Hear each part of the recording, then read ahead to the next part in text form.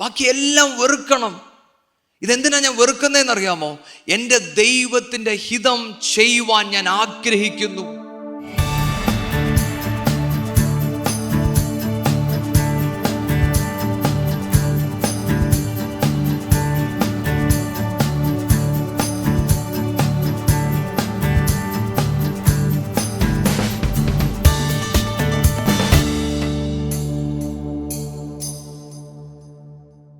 സങ്കീർത്തനം 2 അതിൻ്റെ 11-12 വാക്യം.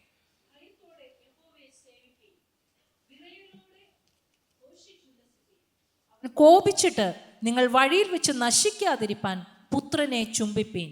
അവന്റെ കോപം ക്ഷണത്തിൽ ജ്വലിക്കും. അവന് ശരണം പ്രാപിക്കുന്നവരൊക്കെയും ഭാഗ്യവാന്മാർ. ആമേൻ. നമുക്കൊന്ന് പ്രാർത്ഥിക്കാം. വലുവനായ ദൈവമേ, ഒരിക്കൽ കൂടെ അപ്പാ അങ്ങയുടെ സന്നിധിയിലോട്ട് ഞങ്ങൾ ഒരുമിച്ച് വരുന്നു. അപ്പോൾ ഞങ്ങൾ ഈ വചനത്തിൻ്റെ മുന്നിൽ നിൽക്കുമ്പോൾ അപ്പാ ഞങ്ങളോട് സംസാരിക്കണം, ഞങ്ങളോട് ഇടപെടണമേ എന്ന് പ്രാർത്ഥിക്കുന്നു. ഞങ്ങളുടെ ഹൃദയത്തെ തുറക്കണം, ഞങ്ങളുടെ ആത്മീയ കണ്ണുകളെ ചെവികളെ തുറക്കണമേ എന്ന് പ്രാർത്ഥിക്കുന്നു.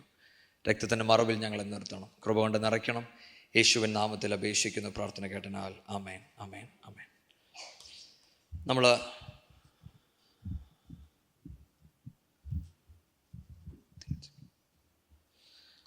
നമ്മൾ വായിച്ച ആ സങ്കീർത്തനം, Serve the Lord with fear and rejoice with trembling. ഭയത്തോടെ യഹോവയെ സേവിപ്പീൻ, വിറയലോടെ ഘോഷിച്ചുല്ലസിപ്പീൻ. അടുത്തത്, അവൻ കോപിച്ചിട്ട് നിങ്ങൾ വഴിയിൽ വെച്ച് നശിക്കാതിരിപ്പാൻ പുത്രനെ ചുംബിപ്പീൻ. നമ്മൾ ആ 10ാമത്തെ വാക്യം നോക്കുമ്പം നിങ്ങൾ കാണുന്നുണ്ടോ, അവിടെ ഒരു കോൺഫ്ലിക്റ്റിംഗ് ഇമോഷനാണ് നമ്മൾ കാണുന്നത്, അല്ലേ? ദൈവത്തെ ഭയത്തോടെ സെർവ് ചെയ്യാൻ പറയാൻ നമുക്ക് മനസ്സിലാകും. പക്ഷേ ഉല്ലസിക്കുമ്പം നമ്മൾ വിറയ്ക്കണമെന്ന് പറയുന്നത് നമുക്കത് മനസ്സിലാക്കാൻ കുറച്ച് ബുദ്ധിമുട്ടുള്ള ഒരു കാര്യമാണ്, അല്ലേ?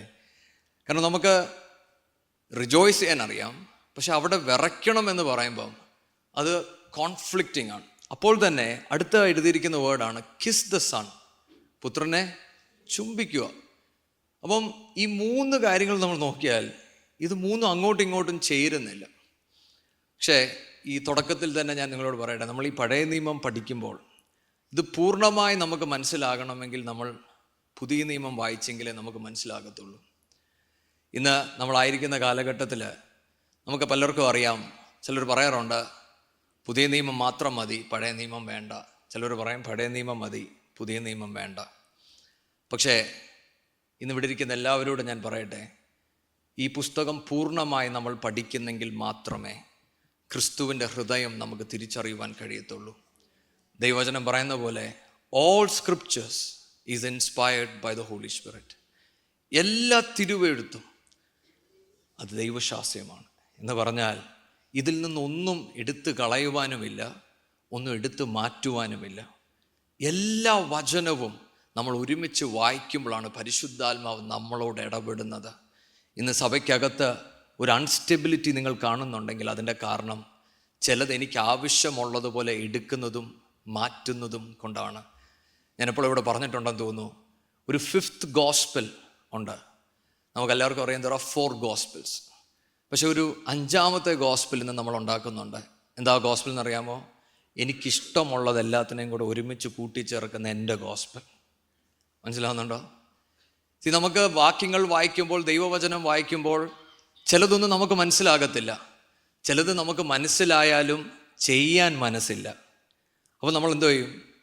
ഈ വാക്യങ്ങളൊന്നും വേണ്ട എന്ന് നമ്മൾ വെക്കും. എന്നിട്ട് നമ്മളിടുന്ന പേരാണ് എൻ്റെ സുവിശേഷം. മനസ്സിലാവുന്നുണ്ടോ? അങ്ങനെ നമ്മൾ എൻ്റെ സുവിശേഷം നമ്മൾ വായിച്ചുകൊണ്ടിരുന്നാൽ നമ്മൾ ക്രിസ്തുവിൽ വളരത്തില്ല. സഭയിൽ നമുക്കിരിക്കാം, നമുക്ക് ആരാധിക്കാം, നമുക്ക് പ്രസംഗിക്കാം, പക്ഷേ ദൈവം എന്നെയും നിങ്ങളെയും എന്തിനാണോ വിളിച്ചത് ആ വിളി പൂർത്തീകരിക്കുവാൻ നമുക്ക് കഴിയാതെ വരും. കാരണം ഈ ദൈവവചനം പൂർണ്ണമായി നമ്മൾ പഠിക്കുമ്പോഴാണ് ഈ വചനം നമ്മളെ എക്യുപ്പ് ചെയ്യുന്നത്. ഇതെന്തിനാണ് നമ്മൾ എക്യുപ്പ് ചെയ്യുന്നതെന്ന് അറിയാമോ? ആ വിളി ചെയ്യുവാനും അത് പൂർത്തീകരിക്കുവാനും വേണ്ടിയാണ് ഈ തിരുവചനം നമ്മുടെ കയ്യിൽ തന്നത്. ഹല്ലേലൂയ. അപ്പോൾ നമ്മൾ ആ വായിച്ച വചനം മനസ്സിലാക്കുവാൻ വേണ്ടി നമുക്ക് എഫേസ്യർ 2 അതിൻ്റെ 1 തൊട്ട് 3 വരെയുള്ള വാക്യങ്ങൾ ആദ്യം വായിക്കാം. എഫേഷ്യൻസ് 2:1-3. അതിക്രമങ്ങളാലും പാപങ്ങളാലും മരിച്ചവരായിരുന്ന നിങ്ങളെയും അവൻ ഉയർപ്പിച്ചു. അവയിൽ നിങ്ങൾ മുമ്പേ ഈ ലോകത്തിന്റെ കാലഗതിയെയും ആകാശത്തിലെ അധികാരത്തിനും അനുസരണക്കേടിന്റെ മക്കളിൽ ഇപ്പോൾ വ്യാപരിക്കുന്ന ആത്മാവിനും അധിപതിയായവനെയും അനുസരിച്ചു നടന്നു. അവരുടെ ഇടയിൽ നാം എല്ലാവരും മുമ്പേ നമ്മുടെ ജഡമോഹങ്ങളിൽ നടന്ന് ജഡത്തിനും മനോവികാരങ്ങൾക്കും ഇഷ്ടമായത് ചെയ്തും കൊണ്ട് മറ്റുള്ളവരെ പോലെ പ്രകൃതിയാൽ കോപത്തിന്റെ മക്കൾ ആയിരുന്നു. നമ്മൾ ഈ എഫേഷ്യൻസ് പഠിക്കുമ്പോൾ, പ്രത്യേകിച്ചും എഫേഷ്യൻസ് 2-ൻ്റെ അകത്ത് നമ്മൾ കാണുന്നത് നമ്മുടെ പാസ്റ്റ് എന്തായിരുന്നു, നമ്മുടെ പ്രസൻറ്റ് എന്താണ്, നമ്മുടെ ഫ്യൂച്ചർ എന്താണ്. എഫേഷ്യൻസ് 2 അതിൻ്റെ 1-3 നമ്മൾ വായിക്കുമ്പോൾ നമ്മൾ പാപികളായിരുന്ന നമ്മൾ എന്തായിരുന്നു എന്നതാണ് നമ്മളവിടെ വായിക്കുന്നത്. അവിടെ തുടങ്ങുന്നത് ഇങ്ങനെയാണ്: അതിക്രമങ്ങളാലും പാപങ്ങളാലും മരിച്ചവരായിരുന്ന നിങ്ങളെ എന്ന് പറഞ്ഞാൽ, ഈ ലോകത്തുള്ള എല്ലാവരും, ഞാനും നിങ്ങളും, ക്രിസ്തുവിനെ അറിയുന്നതിന് മുന്നേ നമ്മൾ മരിച്ചവരായിരുന്നു. നമുക്കറിയാം, ഒരു മരിച്ച മനുഷ്യന് ഒന്നും കാണുവാൻ പറ്റത്തില്ല, ഒന്നും കേൾക്കുവാൻ പറ്റത്തില്ല, ഒന്നും അറിയാൻ പറ്റത്തില്ല. നമ്മൾ എന്ത് പുള്ളിയെടുത്ത് പറഞ്ഞാൽ, നല്ലത് പറഞ്ഞാലും ചീത്ത പറഞ്ഞാലും ആ കിടക്കുന്ന ആൾ പ്രതികരിക്കത്തില്ല. എന്നതുപോലെ ഞാനും നിങ്ങളും ക്രിസ്തു ഇല്ലാതിരുന്നപ്പോൾ ആത്മീയമായി നമ്മൾ മരിച്ചവരായിരുന്നു. അതുകൊണ്ട് വലിയവനായ ദൈവം നമ്മളെ എത്രയേറെ സ്നേഹിച്ചാലും നമുക്ക് വേണ്ടി എന്ത് ചെയ്താലും അത് കാണുവാനും കേൾക്കുവാനും അറിയുവാനും നമുക്ക് കഴിയത്തില്ലായിരുന്നു. അങ്ങനെ ഇരുന്ന എന്നെയും നിങ്ങളെയും ഈ വലിയവനായ ദൈവം ജീവിപ്പിച്ചു. ഹല്ലേലൂയ. ഇന്ന് നമ്മളിവിടെ ഇരുന്ന് ദൈവത്തെ സ്തോത്രം പറയുമ്പോൾ നമുക്ക് മറ്റൊരു കാരണവും ദൈവത്തെ സ്തുതിക്കുവാനില്ലെങ്കിലും ഈ ഒരൊറ്റ കാരണം മതി ഈ നാളത്രയും ദൈവത്തെ സ്തുതിക്കുവാൻ. പലപ്പോഴും നമ്മൾ സഭയ്ക്കകത്ത് വരുമ്പോൾ നമ്മൾ പറയാറുണ്ട്, നമുക്കൊരു കാരണം വേണം. അതെന്തുകൊണ്ടാണെന്നറിയാമോ? എൻ്റെ ദൈവം എന്നെ എവിടെ നിന്നാണ് വിടുവിച്ചതെന്നുള്ള ബോധ്യം എനിക്കില്ലാതിരിക്കുന്നത് കൊണ്ടാണ്. ഹല്ലേലൂയ. ഈ ബോധ്യമുള്ളവരായി നമ്മൾ നടക്കുമെങ്കിൽ ഈ ലോകത്തിലൊന്നിനും നമ്മളെ ആകർഷിക്കുവാൻ കഴിയത്തില്ല. നമ്മുടെ അകത്ത് ഈ ക്രിസ്തു വെളിപ്പെടുന്നുവെങ്കിൽ ഞാൻ എവിടെയാണ് കിടന്നതെന്നുള്ള ബോധ്യം എൻ്റെ അകത്ത് വെളിപ്പെടും. ഹല്ലേലൂയ. ഇന്ന് നമ്മൾ ഈ വചനം ധ്യാനിച്ചു തുടങ്ങുമ്പോൾ നമ്മുടെ അകത്ത് ഈ പ്രാർത്ഥന ഉണ്ടായിരിക്കണം: പിതാവേ, അങ്ങൻ്റെ ജീവിതത്തിൽ വന്നതിനായി സ്തോത്രം. പിതാവേ, എനിക്കങ്ങേ കാണാൻ പറ്റാത്തൊരു നാളുണ്ടായിരുന്നു, അങ്ങേ കേൾക്കുവാൻ കഴിയാത്തൊരു നാളുണ്ടായിരുന്നു. പക്ഷേ ഇപ്പോൾ എനിക്കങ്ങേ കാണുവാൻ കഴിയുന്നുണ്ട്, അങ്ങേ സ്തുതിക്കുവാൻ കഴിയുന്നുണ്ട്, അങ്ങയുടെ സ്നേഹം അനുഭവിക്കുവാൻ കഴിയുന്നുണ്ട്. അതുകൊണ്ട് ഞാൻ അങ്ങേ സ്തുതിക്കും. മക്കളെ, ഈ അനുഭവം നമുക്കുണ്ടായിരിക്കണം. ഈ അനുഭവം നമുക്കില്ല എങ്കിൽ നമ്മൾ ശരിക്കും ക്രിസ്തുവിൽ ജീവിക്കുന്നുവോ എന്ന് നമ്മൾ നമ്മളെ തന്നെ ശോധന ചെയ്യണം. കാരണം നമ്മൾ സഭയ്ക്കകത്ത് വരാം, നമുക്കൊരു മാർക്കുണ്ടാകാം, ഞാനൊരു ക്രിസ്ത്യനാണെന്ന് പറഞ്ഞ്. പക്ഷെ അതുപോരാ. ഞാൻ ക്രിസ്തുവിൽ ജീവിക്കുന്നുവെങ്കിൽ തന്നോടൊപ്പമായിരിക്കുവാൻ ദൈവം എനിക്ക് കൃപ തന്നിട്ടുണ്ട്. അത് എല്ലാ ദിവസവും നമ്മൾ അനുഭവിക്കുന്നെങ്കിൽ മാത്രമേ നമുക്ക് ദൈവത്തെ സ്തുതിക്കുവാൻ കഴിയത്തുള്ളൂ. അടുത്ത വാക്യത്തിൻ്റെ അകത്ത് നമ്മൾ മരിച്ചവരായിരുന്ന നമ്മൾ എങ്ങനെയായിരുന്നു എന്നാണ് അടുത്ത വാക്യത്തിൻ്റെ അവയിൽ നിങ്ങൾ മുമ്പേ ഈ ലോകത്തിൻ്റെ കാലഗതി ആകാശത്തിലെ അധികാരത്തിനും അനുസരണക്കേടിൻ്റെ മക്കളിൽ ഇപ്പോൾ വ്യാപരിക്കുന്ന ആത്മാവിനും അധിപതിയായവനെയും അനുസരിച്ച് നടന്നു. അപ്പം പാപികളായിരുന്ന ഞാനും നിങ്ങളും, അല്ലെങ്കിൽ ഈ ലോകത്ത് നമ്മൾ കാണുന്ന ഓരോ പേരും, അവരെങ്ങനെയാണ് ജീവിക്കുന്നത്? ഈ ലോകത്തിന് ഒരു വഴിയുണ്ട്, അതിലാണ് ഞാനും നിങ്ങളും നടന്നത്. അതുകൊണ്ട് നമുക്ക് ജോലി ഉണ്ടാകും, നമുക്ക് അനുഗ്രഹങ്ങളൊക്കെ ഉണ്ടാകാം. പക്ഷേ അവിടെ എഴുതിയിരിക്കുന്നത് ഈ ലോകത്തിന് അനുസരണമായിട്ടാണ് നമ്മൾ ഓരോ പേരും നടന്നത്. ദൈവത്തെ അറിയണമെന്ന് നിർബന്ധമില്ല. നമ്മുടെ ചുറ്റളവിലുള്ളവരെ നമ്മൾ നോക്കിക്കേ, അവരുടെ ജീവിതത്തിൽ പലതും നടക്കുന്നില്ലേ? അവർ ജോലിക്ക് പോകുമ്പോൾ അവർക്ക് ജോലി കിട്ടുന്നില്ലേ?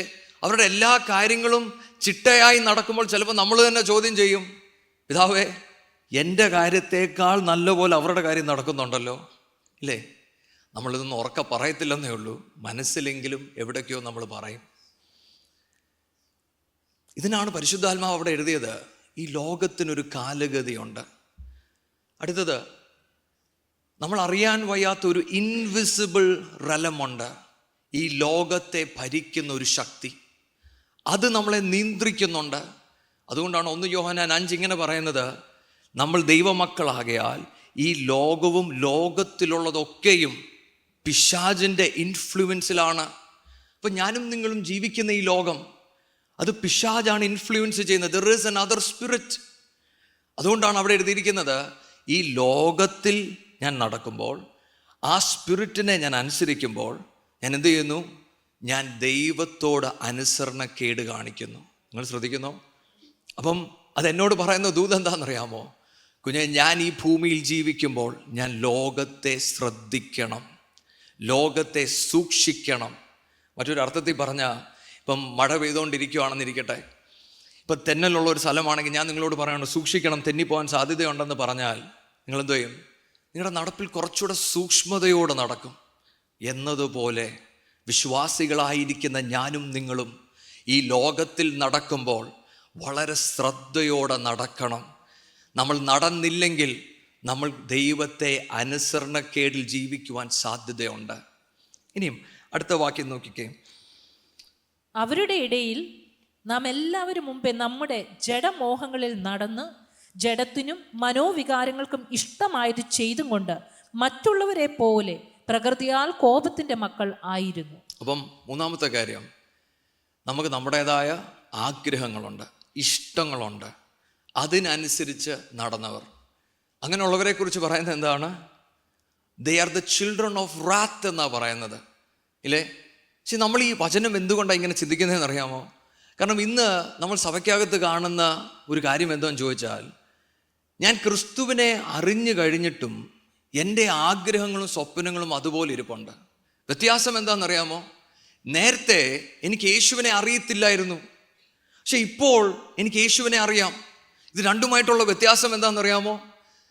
യേശുവിനെ അറിഞ്ഞു കഴിഞ്ഞപ്പോൾ ഞാൻ ഇപ്പോൾ പ്രാർത്ഥിക്കുന്ന, ദൈവമേ എൻ്റെ ഈ ആഗ്രഹം നടക്കുവാൻ യേശുവിൻ നാമത്തിൽ ചോദിക്കുന്നു. നമ്മുടെ പ്രാർത്ഥനയൊക്കെ ഏതാണ്ട് ഇങ്ങനെയാ. ദൈവമക്കളെ, ഞാനിത് എടുത്തു പറയുന്നതിൻ്റെ കാരണം, ഞാനും നിങ്ങളും ക്രിസ്തുവിനെ അറിയുന്നതിനു മുന്നേ നമ്മുടെ ജീവിതം മറ്റൊരു നിലവാരത്തിലായിരുന്നു. പക്ഷെ ക്രിസ്തുവിനെ അറിഞ്ഞതിന് ശേഷവും അങ്ങനെ തന്നെയാണ് ഞാൻ നടക്കുന്നതെങ്കിൽ എൻ്റെ നടപ്പിനെ ഞാൻ ശോധന ചെയ്യണം. ഞാൻ ശോധന ചെയ്തെങ്കിൽ മാത്രമേ ഈ വലിയവനായ ദൈവത്തിൻ്റെ കൃപയെ ഞാൻ അന്വേഷിക്കത്തുള്ളൂ. എങ്കിൽ മാത്രമേ ഈ ദൈവ സ്നേഹത്തെ ഞാൻ പ്രൈസ് ചെയ്യത്തുള്ളൂ. കാരണം ഞാൻ മനസ്സിലാക്കുന്നത് എന്താണെന്നറിയാമോ? ഇന്നലകളിൽ ഞാൻ ഈ ലോകത്ത് നടന്നപ്പോൾ ഞാൻ പാപിയായിരുന്നു, ഞാൻ ഒന്നുമില്ലാത്തവനായിരുന്നു. I was deceived. പിശാചിന്റെ പ്രത്യേകത സത്യത്തെ കള്ളത്തരമാണെന്നും കള്ളത്തരത്തെ സത്യമാണെന്നും നമ്മളെ പറഞ്ഞ് മനസ്സിലാപ്പിക്കും. അതുകൊണ്ടാണ് നമ്മൾ നമ്മുടെ കുഞ്ഞുങ്ങളോട് സംസാരിക്കുമ്പോൾ, കുഞ്ഞെ നീ ലോകത്ത് എന്തെങ്കിലും ആകണമെന്നാണ് നമ്മൾ അവരെ ട്രെയിൻ ചെയ്തെടുക്കുന്നത്. മറ്റൊരർത്ഥത്തിൽ നമ്മൾ അവരെ എങ്ങോട്ടാണ് തള്ളിവിടുന്നതെന്നറിയാമോ? ദൈവകൃപയിൽ നിന്നും മാറ്റി ലോകത്തിൻ്റെ ഇഷ്ടത്തിലോട്ട് അവരെ തള്ളിവിടുകയാണ്. അവർ ലോകത്തിൽ നഷ്ടപ്പെട്ട് കഴിയുമ്പോൾ നമ്മൾ പറയും അവർക്ക് വേണ്ടി പ്രാർത്ഥിക്കണം. പക്ഷെ ഇതെവിടാ തുടങ്ങിയത്? നമ്മൾ അവരെ പ്രാർത്ഥിച്ചു ലോകത്തിലോട്ട് തള്ളിവിട്ടത്. ദൈവമക്കളെ, വിശ്വാസികളായിരിക്കുന്ന ഞാനും നിങ്ങളും തിരിച്ചറിയണം, നമ്മളെ ദൈവം എവിടെ നിന്നാണ് വിടുവിച്ചത്. മരിച്ചിരുന്ന എന്നെ എൻ്റെ നാഥൻ ജീവിപ്പിച്ചു. എന്തിൽ നിന്നാണ് എന്നെ വിടുവിച്ചത്?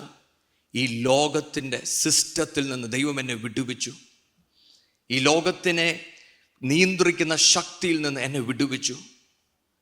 എൻ്റെ ആഗ്രഹങ്ങൾ, എൻ്റെ സ്വപ്നങ്ങളിൽ നിന്ന് എന്നെ വിടുവിച്ചു. ഹല്ലേലൂയ. ദൈവമക്കളെ, ഈ തിരിച്ചറിവ് നമ്മുടെ അകത്തുണ്ടായിരിക്കണം.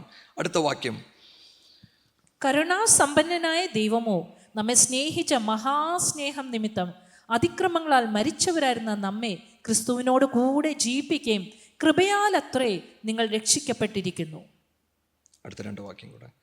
ക്രിസ്തുയേശുവിൽ നമ്മെക്കുറിച്ചുള്ള വാത്സല്യത്തിൽ തൻ്റെ കൃപയുടെ അത്യന്ത ധനത്തെ വരും കാലങ്ങളിൽ കാണിക്കേണ്ടതിന് ക്രിസ്തുയേശുവിൽ അവനോട് കൂടെ ഉയർത്തെഴുന്നേൽപ്പിച്ചു സ്വർഗത്തിൽ ഇരുത്തുകയും ചെയ്തു. ആമേൻ. നിങ്ങൾ അവിടെ ശ്രദ്ധിക്കുന്നോ? അവിടെ എഴുതിയിരിക്കുന്നത് ദൈവത്തിൻ്റെ സ്നേഹം, his love was so much that he delivered us from all of these things. ഇന്ന് ഞാനും നിങ്ങളും എന്തെങ്കിലും കൂടെ കടന്നു പോകുന്നുവെങ്കിൽ നമ്മൾ ചില വിഷമത്തിൽ കൂടെ കടന്നു പോകുമ്പം ചിലപ്പോഴൊക്കെ നമുക്ക് തോന്നും, ദൈവമേ എന്നെ സഹായിക്കാൻ ആരുമില്ലല്ലോ, എൻ്റെ കാര്യങ്ങൾ മനസ്സിലാക്കുവാൻ ആരുമില്ലല്ലോ, എന്നെ ശരിക്കും ആരെങ്കിലും സ്നേഹിക്കുന്നുണ്ടോ എന്ന് പോലും ചിലപ്പോൾ നമ്മൾ തോന്നിപ്പോവും. പക്ഷേ ഈ തിരുവചനം എന്നോട് പറയുന്നത് എന്താണെന്നറിയാമോ? കുഞ്ഞെ, ഈ ലോകത്താരൊക്കെ നിന്നെ കൈവിട്ടാലും വലിയവനായ ദൈവം നിന്നെ സ്നേഹിച്ചു. ആ സ്നേഹം ഞാൻ തിരിച്ചറിയുന്നത് എവിടാണെന്നറിയാമോ? ക്രൂശിൽ. പാപിയായിരുന്ന എന്നെ നേടുവാൻ വേണ്ടി എൻ്റെ നാഥൻ തൻ്റെ ജീവൻ കൊടുത്തുവെങ്കിൽ ഈ ഭൂമിയിൽ എന്തൊക്കെ സംഭവിച്ചാലും എൻ്റെ നാഥൻ എൻ്റെ കരം വിടുകയില്ല. ഈ ബോധ്യം നമ്മുടെ അകത്തുണ്ടായിരിക്കണം. ഈ ദൈവവചനം ഇതിങ്ങനെ എഴുതി വെച്ചിരിക്കുന്നതിൻ്റെ കാരണം, നമ്മൾ ഈ ഭൂമിയിൽ നടക്കുമ്പോൾ നമുക്ക് പ്രശ്നങ്ങൾ വരും, പ്രയാസങ്ങൾ വരും.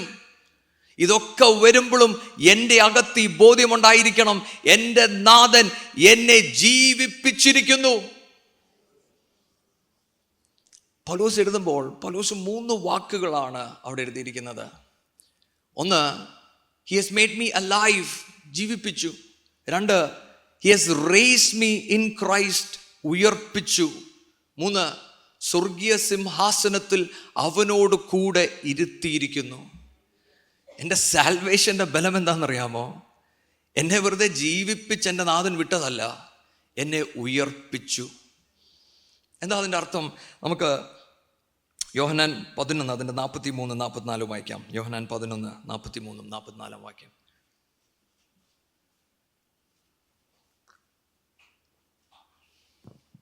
ഇങ്ങനെ പറഞ്ഞിട്ട് അവൻ ലാസറേ പുറത്തു വരിക എന്ന് ഉറക്കെ വിളിച്ചു. മരിച്ചവൻ പുറത്തു വന്നു. അവൻ്റെ കാലും കൈയും ശീല കൊണ്ട് കെട്ടിയും മുഖം റൂമാൽ കൊണ്ട് മൂടിയുമിരുന്നു. അവൻ്റെ കെട്ടഴിപ്പീൻ, അവൻ പോകട്ടെ എന്ന് യേശു അവരോട് പറഞ്ഞു. ആമേൻ. നമുക്ക് ഈ ഭാഗം അറിയാവുന്നതാണ്. ലാസറ് മരിച്ചതിന് ശേഷമുള്ള കാര്യങ്ങളാണ് അവിടെ എഴുതിയിരിക്കുന്നത്. നമുക്കറിയാം, മേരി മാർത്തയും ലാസറിൻ്റെ മരണത്തിൽ ദുഃഖിച്ചിരിക്കുന്നു. 3 ദിവസം കഴിഞ്ഞ് യേശു അവിടെ എത്തുന്നു. ഞാനിത് എടുത്തതിൻ്റെ കാരണം, അല്ലെങ്കിൽ പരിശുദ്ധാത്മാവിൻ്റെ ഹൃദയത്തിൽ തന്നതിൻ്റെ കാരണം, നമ്മൾ വായിച്ച ആ വാക്യം നമ്മളെ പാപത്തിൽ നിന്ന് വലിയവനായ ദൈവം ജീവിപ്പിച്ചു, ഉയർപ്പിച്ചു എന്ന് പറയുമ്പോൾ എന്താണെന്ന് നമുക്കൊരു തിരിച്ചറിവുണ്ടായിരിക്കണം.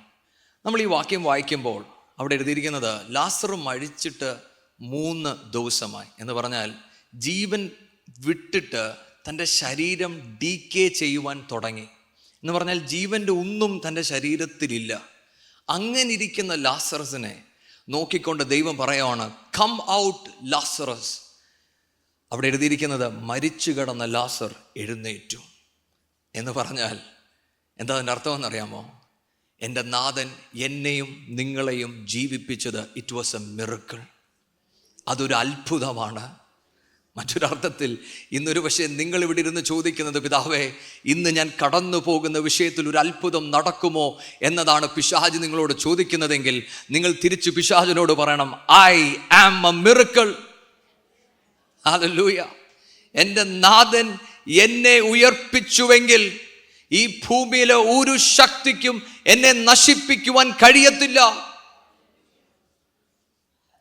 കാരണം ലാസറസിനെ ദൈവം വിളിക്കുമ്പം ലാസറസിന്റെ ജീവിതത്തിൽ ജീവനില്ല. ആ ജീവൻ വെളിപ്പെട്ടത് ദൈവത്തിന്റെ വാക്കുകളിലാണ്.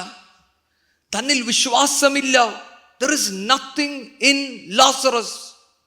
ദൈവമക്കളെ, ഞാനും നിങ്ങളും ഇന്ന് ദൈവത്തെ സ്തുതിക്കുവാനിരിക്കുമ്പോൾ നമ്മുടെ പ്രവർത്തികളല്ല, എനിക്ക് ദൈവത്തോടുള്ള അതിയായ സ്നേഹമല്ല, മറിച്ച് ഇറ്റ് വാസ് എ മിറക്കിൾ. എൻ്റെ ദൈവം എന്നെയും നിങ്ങളെയും കണ്ടെന്നുള്ളതാണ് ഏറ്റവും വലിയ കാര്യം. That is the greatest news. ഈ ബോധ്യം നമ്മുടെ അകത്ത് വെളിപ്പെട്ടാൽ ഈ ഭൂമിയിൽ നമ്മൾ നടക്കുമ്പോൾ നമ്മൾ ഭയപ്പെടത്തില്ല. കാരണം നമ്മൾ സാധാരണക്കാരെ പോലല്ല. We are very different from the people of this world. അടുത്തത്, ഈ എഴുന്നേറ്റ് വന്ന ലാസറസിന്റെ ശരീരത്തിൽ തുണി കെട്ടിയിട്ടിട്ടുണ്ട്. യേശു എന്താ പറയുന്നത്? കെട്ടഴിക്കുക. നിങ്ങൾ യോഹന്നാൻ 12 വായിച്ചാൽ നമ്മൾ വായിക്കുന്ന ഇങ്ങനെയാണ്, യേശു ഈ ഉയർപ്പിച്ച ലാസറുമായി ഭക്ഷണത്തിന് പന്തിയിരുന്നെന്നാണ് തിരുവചനത്തിൽ വായിക്കുന്നത്. ദൈവമക്കളെ, എൻ്റെ നാഥൻ എന്തിനാണ് എന്നെയും നിങ്ങളെയും ഉയർപ്പിച്ചതെന്നറിയാമോ? so that he would have communion with you. വെളിപ്പാട് 3 ഇങ്ങനെ പറയുന്നത്, ഞാൻ കതകിൽ മുട്ടുന്നു, കതക് നിങ്ങൾ തുറക്കുമെങ്കിൽ ഞാൻ നിങ്ങളോടൊപ്പം വന്ന് കഴിക്കും. ഓ, വാട്ട് എ വേൾഡ്. ദൈവമക്കളെ, എൻ്റെ ദൈവം എന്നെ ജീവിപ്പിച്ചത്, എന്നെ ഉയർപ്പിച്ചത്, so that I would have fellowship with him, I would have communion with him. ഇതാണ് ഞാൻ തുടക്കത്തിൽ പറഞ്ഞത്. എൻ്റെ ക്രിസ്തുവിനെ എനിക്കറിയണം, എൻ്റെ നാഥന് എന്നെയും അറിയണം. നമ്മൾ ചർച്ചിൽ വന്നതുകൊണ്ടോ ബൈബിൾ വായിച്ചതുകൊണ്ടോ കാര്യമില്ല.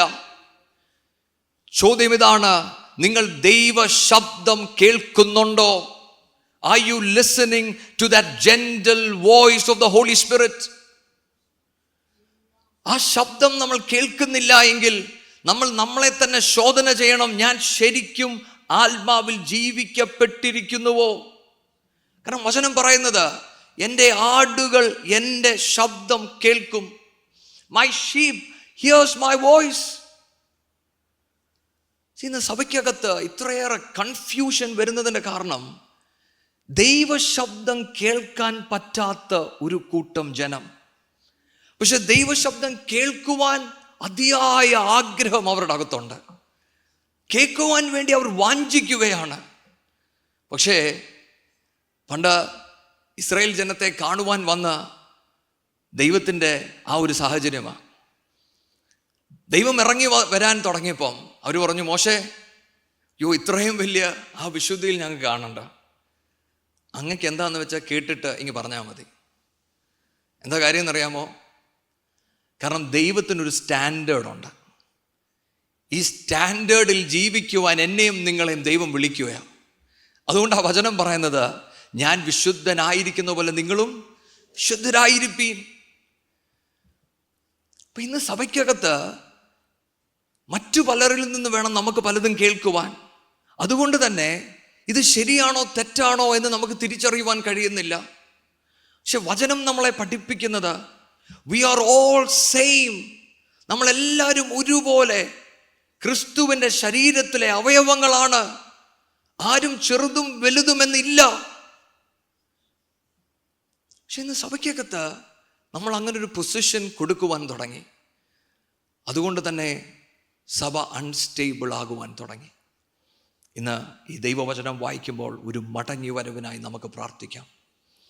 നമുക്ക് ദൈവത്തോട് പറയാം, പിതാവേ, അങ്ങനെ ജീവിപ്പിച്ചതിനായി സ്തോത്രം.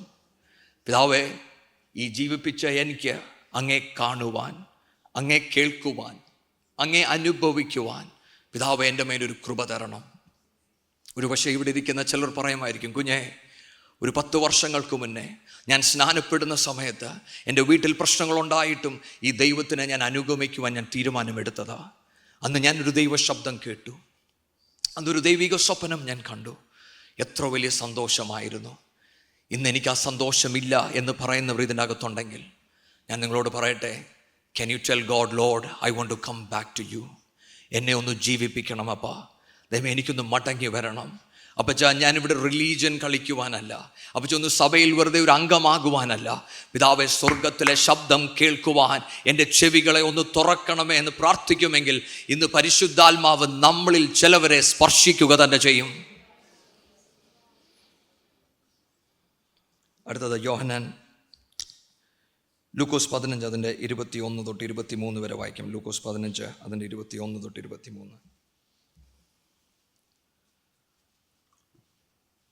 മകൻ അവനോട്, അപ്പാ, ഞാൻ സ്വർഗത്തോടും നിന്നോടും പാപം ചെയ്തിരിക്കുന്നു, ഇനി നിന്റെ മകൻ എന്ന് വിളിക്കപ്പെടുവാൻ യോഗ്യനല്ല എന്ന് പറഞ്ഞു. അപ്പൻ തൻ്റെ ദാസന്മാരോട്, വേഗം മേൽത്തരമായ അങ്കി കൊണ്ടുവന്ന് ഇവനെ ധരിപ്പിപ്പേൻ, ഇവന്റെ കൈക്ക് മോതിരവും കാലിന് ചെരുപ്പും ഇടുവിപ്പേൻ. ആമേൻ. തടിപ്പിച്ച കാളക്കുട്ടിയെ കൊണ്ടുവന്ന് അറുപ്പേൻ, നാം തിന്ന് ആനന്ദിക്കാം. ഹല്ലേലൂയ. നിങ്ങൾ ശ്രദ്ധിക്കുന്നോ? നമ്മളെ നമ്മുടെ നാഥൻ ജീവിപ്പിക്കുക മാത്രമല്ല. നിങ്ങൾ ആ പാരബിൾ വായിച്ചാൽ നമുക്കറിയാം. ഈ പാരബിൾ നമ്മൾ പല പ്രാവശ്യം കേട്ടിട്ടുള്ളതാണ്. ഈ മകൻ തിരിച്ചു വരുമ്പോൾ അപ്പനോട് പറയുകയാണ്, അപ്പാ, ഞാൻ തെറ്റ് ചെയ്തിരിക്കുന്നു, ഞാൻ പാപം ചെയ്തിരിക്കുന്നു. ഇങ്ങനൊരു തിരിച്ചറിവ് എവിടെ വെച്ചാൽ വന്നതെന്നറിയാമോ? താൻ കടന്നുപോയ പ്രശ്നങ്ങൾ. താൻ പ്രതീക്ഷിച്ചു ഇതെല്ലാം കൂടെ മേടിച്ചുകൊണ്ട് ഞാൻ പോയാൽ എൻ്റെ ജീവിതം നന്നായിരിക്കുമെന്ന്. ഞാൻ ചില സമയത്ത് ചിന്തിച്ചിട്ടുണ്ട്, ഈ പുത്രനോട് ദൈവത്തിനൊരു അതിയായ സ്നേഹമുണ്ട്. അറിയാമോ നിങ്ങൾക്ക്? എന്താ സ്നേഹം എന്നറിയാമോ? താൻ ഈ കൊണ്ടുപോയ കാശ് മൊത്തം കയ്യിൽ നിന്ന് പോയില്ലായിരുന്നു എന്നിരിക്കട്ടെ, താനൊരു ബിസിനസ്സൊക്കെ ഇട്ട് അങ്ങ് നന്നായി വന്നിരുന്നെങ്കിൽ താൻ അപ്പനെ കാണാൻ വരുമ്പോൾ എന്തു പറയായിരിക്കും? ഞാൻ പോയത് നന്നായി, അപ്പനേക്കാളും ഞാൻ വലുതായി, ഇല്ലേ? പക്ഷെ പോയത് കൊണ്ടാണ് താൻ വീടിനെക്കുറിച്ച് ഓർത്തത്. ഇന്നിവിടെ ഇരിക്കുന്ന ചിലവരോട് ഞാൻ പറയട്ടെ, നിങ്ങൾ പ്രതീക്ഷിക്കാത്ത ചിലത് നിങ്ങളുടെ ജീവിതത്തിൽ നടക്കുമ്പോൾ അത് ദൈവം നിങ്ങളെ കൈവിട്ടതല്ല, അതൊരു ദൈവിക സന്ദർശനമാണ്. ആ സന്ദർശനം നിങ്ങളെ തകർക്കുവാനല്ല, നിങ്ങൾ ദൈവത്തിലോട്ട് മടങ്ങി വരുവാൻ ദൈവം അനുവദിക്കുന്നതാ. ഹല്ലേലൂയ. എൻ്റെ ദൈവത്തിൻ്റെ സ്നേഹം നിങ്ങളോട് ശ്രദ്ധിച്ചേ. ഈ പുത്രൻ വന്ന്, അപ്പാ ഞാൻ അങ്ങയോടും സ്വർഗത്തോടും പാപം ചെയ്തെന്ന് പറയുമ്പം ഞാനായിരുന്നു അപ്പനെങ്കിൽ ഞാൻ കുറച്ചു നേരം നിന്ന് കേട്ടേനെ. ഞാൻ പറഞ്ഞേനെ, എടാ നിന്നോട് ഞാൻ പറഞ്ഞതാ പോകരുതെന്ന്, പക്ഷേ നിനക്കല്ലേലും നിൻ്റെ ഇഷ്ടമാണല്ലോ എന്നൊക്കെ ഞാൻ കുറച്ച് ഡയലോഗൊക്കെ പറഞ്ഞേനെ. പിന്നെ എൻ്റെ അകത്തൊരു പ്രത്യേക സന്തോഷം, ഇവൻ തിരിച്ചു വന്നല്ലോ, ഞാൻ പറഞ്ഞതെല്ലാം ശരിയാണല്ലോ എന്നതും എൻ്റെ മനസ്സിൽ വന്നേനെ. പക്ഷേ എൻ്റെ ദൈവം മനുഷ്യനല്ല. എൻ്റെ വലിയവനായ ദൈവം എൻ്റെ കുറവുകളൊന്നും കണക്കിടാതെ, എന്നോട് മറ്റൊരു കാര്യവും ചോദിക്കാതെ ആ വസ്ത്രം മാറ്റി പുതിയൊരു വസ്ത്രം ഇട്ടു തന്നു. ദൈവമക്കളെ, എന്നെ കേൾക്കുന്ന ഓരോ പേരോട് ഞാൻ പറയട്ടെ, ഏതൊരു മനുഷ്യനേക്കാൾ നമ്മളെ സ്നേഹിക്കുന്നൊരു വലിയവനായ ദൈവമുണ്ട്. എൻ്റെ കുറവുകൾ കണക്കിടാതെ എന്നെ ചേർത്തു പിടിക്കുന്നൊരു ദൈവം.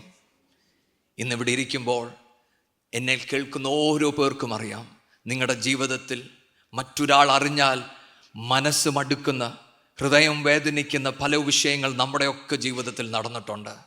പക്ഷെ ദൈവം മറ്റാരും അറിയാതെ നമ്മുടെ അടുത്ത് നിന്ന്, കുഞ്ഞെ ഞാനിത് ക്ഷമിക്കുന്നു, നീ മടങ്ങി വാ എന്ന് പറഞ്ഞത് നമുക്ക് ഓരോ പേർക്കും അറിയാം. ദൈവമക്കളെ, നമുക്ക് എത്ര ദൈവത്തെ സ്തുതിച്ചാലും മതി വരാത്തതിൻ്റെ കാരണം എന്താണെന്നറിയാമോ? കാരണം എൻ്റെ നാഥൻ എന്നെ കൈവിടുവാൻ സാധ്യതയുണ്ടായിട്ടും എന്നെ കൈവിടാതെ നടത്തിയതെന്നുള്ളതാണ് ഏറ്റവും വലിയ കാര്യം. അടുത്തത്, ഈ പുത്രനെ കുറിച്ച് എഴുതിയിരിക്കുന്ന വസ്ത്രം കൊടുത്തെന്ന് മാത്രമല്ല, ഒരു റിങ് ഇട്ട് കൊടുത്തു. അതെന്തിനെ കാണിക്കുന്നതെന്നറിയാമോ? അധികാരം, ഒരു ദൈവിക അധികാരം. എൻ്റെ നാഥൻ എനിക്കൊരു പുതിയ വസ്ത്രം തന്ന്, നീതിയുടെ വിശുദ്ധിയുടെ വസ്ത്രം തന്നത് എന്തിനാണെന്നറിയാമോ?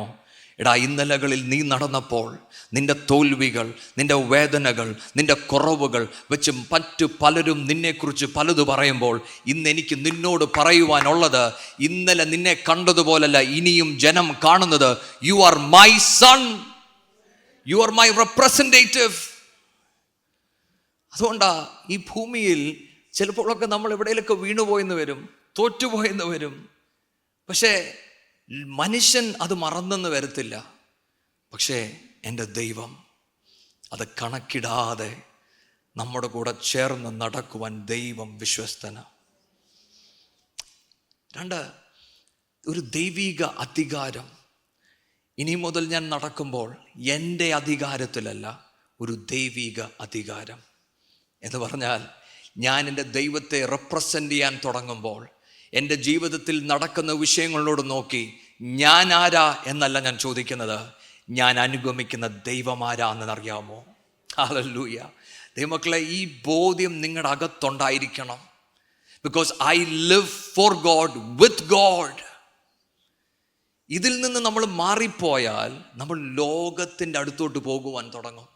അതുകൊണ്ട് അടുത്ത വാക്യത്തിൻ്റെ ഇങ്ങനെ എഴുതിയിരിക്കുന്നത്, മകന് ഒരു റിങ് കൊടുത്തെന്ന് മാത്രമല്ല, തൻ്റെ കാലിന് ചെരുപ്പ് എന്ന് പറഞ്ഞാൽ, മടങ്ങി വന്ന മകനോട് ദൈവം എന്താ പറയുന്നതെന്ന് അറിയാമോ? I am going to give you a new purpose, a new vision, a new mission. Hallelujah. ദൈവമക്കളെ, ഞാനും നിങ്ങളും ഈ ദൈവത്തിൻ്റെ അടുത്ത് വരുന്നതിന് മുന്നേ എന്താകും എൻ്റെ ഭാവി, ഞാൻ എവിടെ പോകും, എങ്ങനെ ആയിരിക്കുമെന്ന് ചിന്തിച്ചവർ അനേകർ ഇതിൻ്റെ അകത്തിരിപ്പുണ്ട്. അത്ഭുതമെന്ന് നമ്മൾ നമ്മളെക്കുറിച്ച് പറയുന്നതിൻ്റെ കാരണം, മുന്നോട്ട് പോകുവാൻ സാധ്യതയില്ല, തകർന്നു പോകുമെന്ന് ഉറപ്പായ പല വിഷയങ്ങൾ നമ്മുടെ ജീവിതത്തിൽ വന്നിട്ടുണ്ട്. പക്ഷെ അവിടെ നാഥൻ കൈപിടിച്ചിട്ട് പറഞ്ഞു, ഒരു നാളും ഞാൻ നിന്നെ കൈവിടുകയില്ല. ഹല്ലേലൂയ.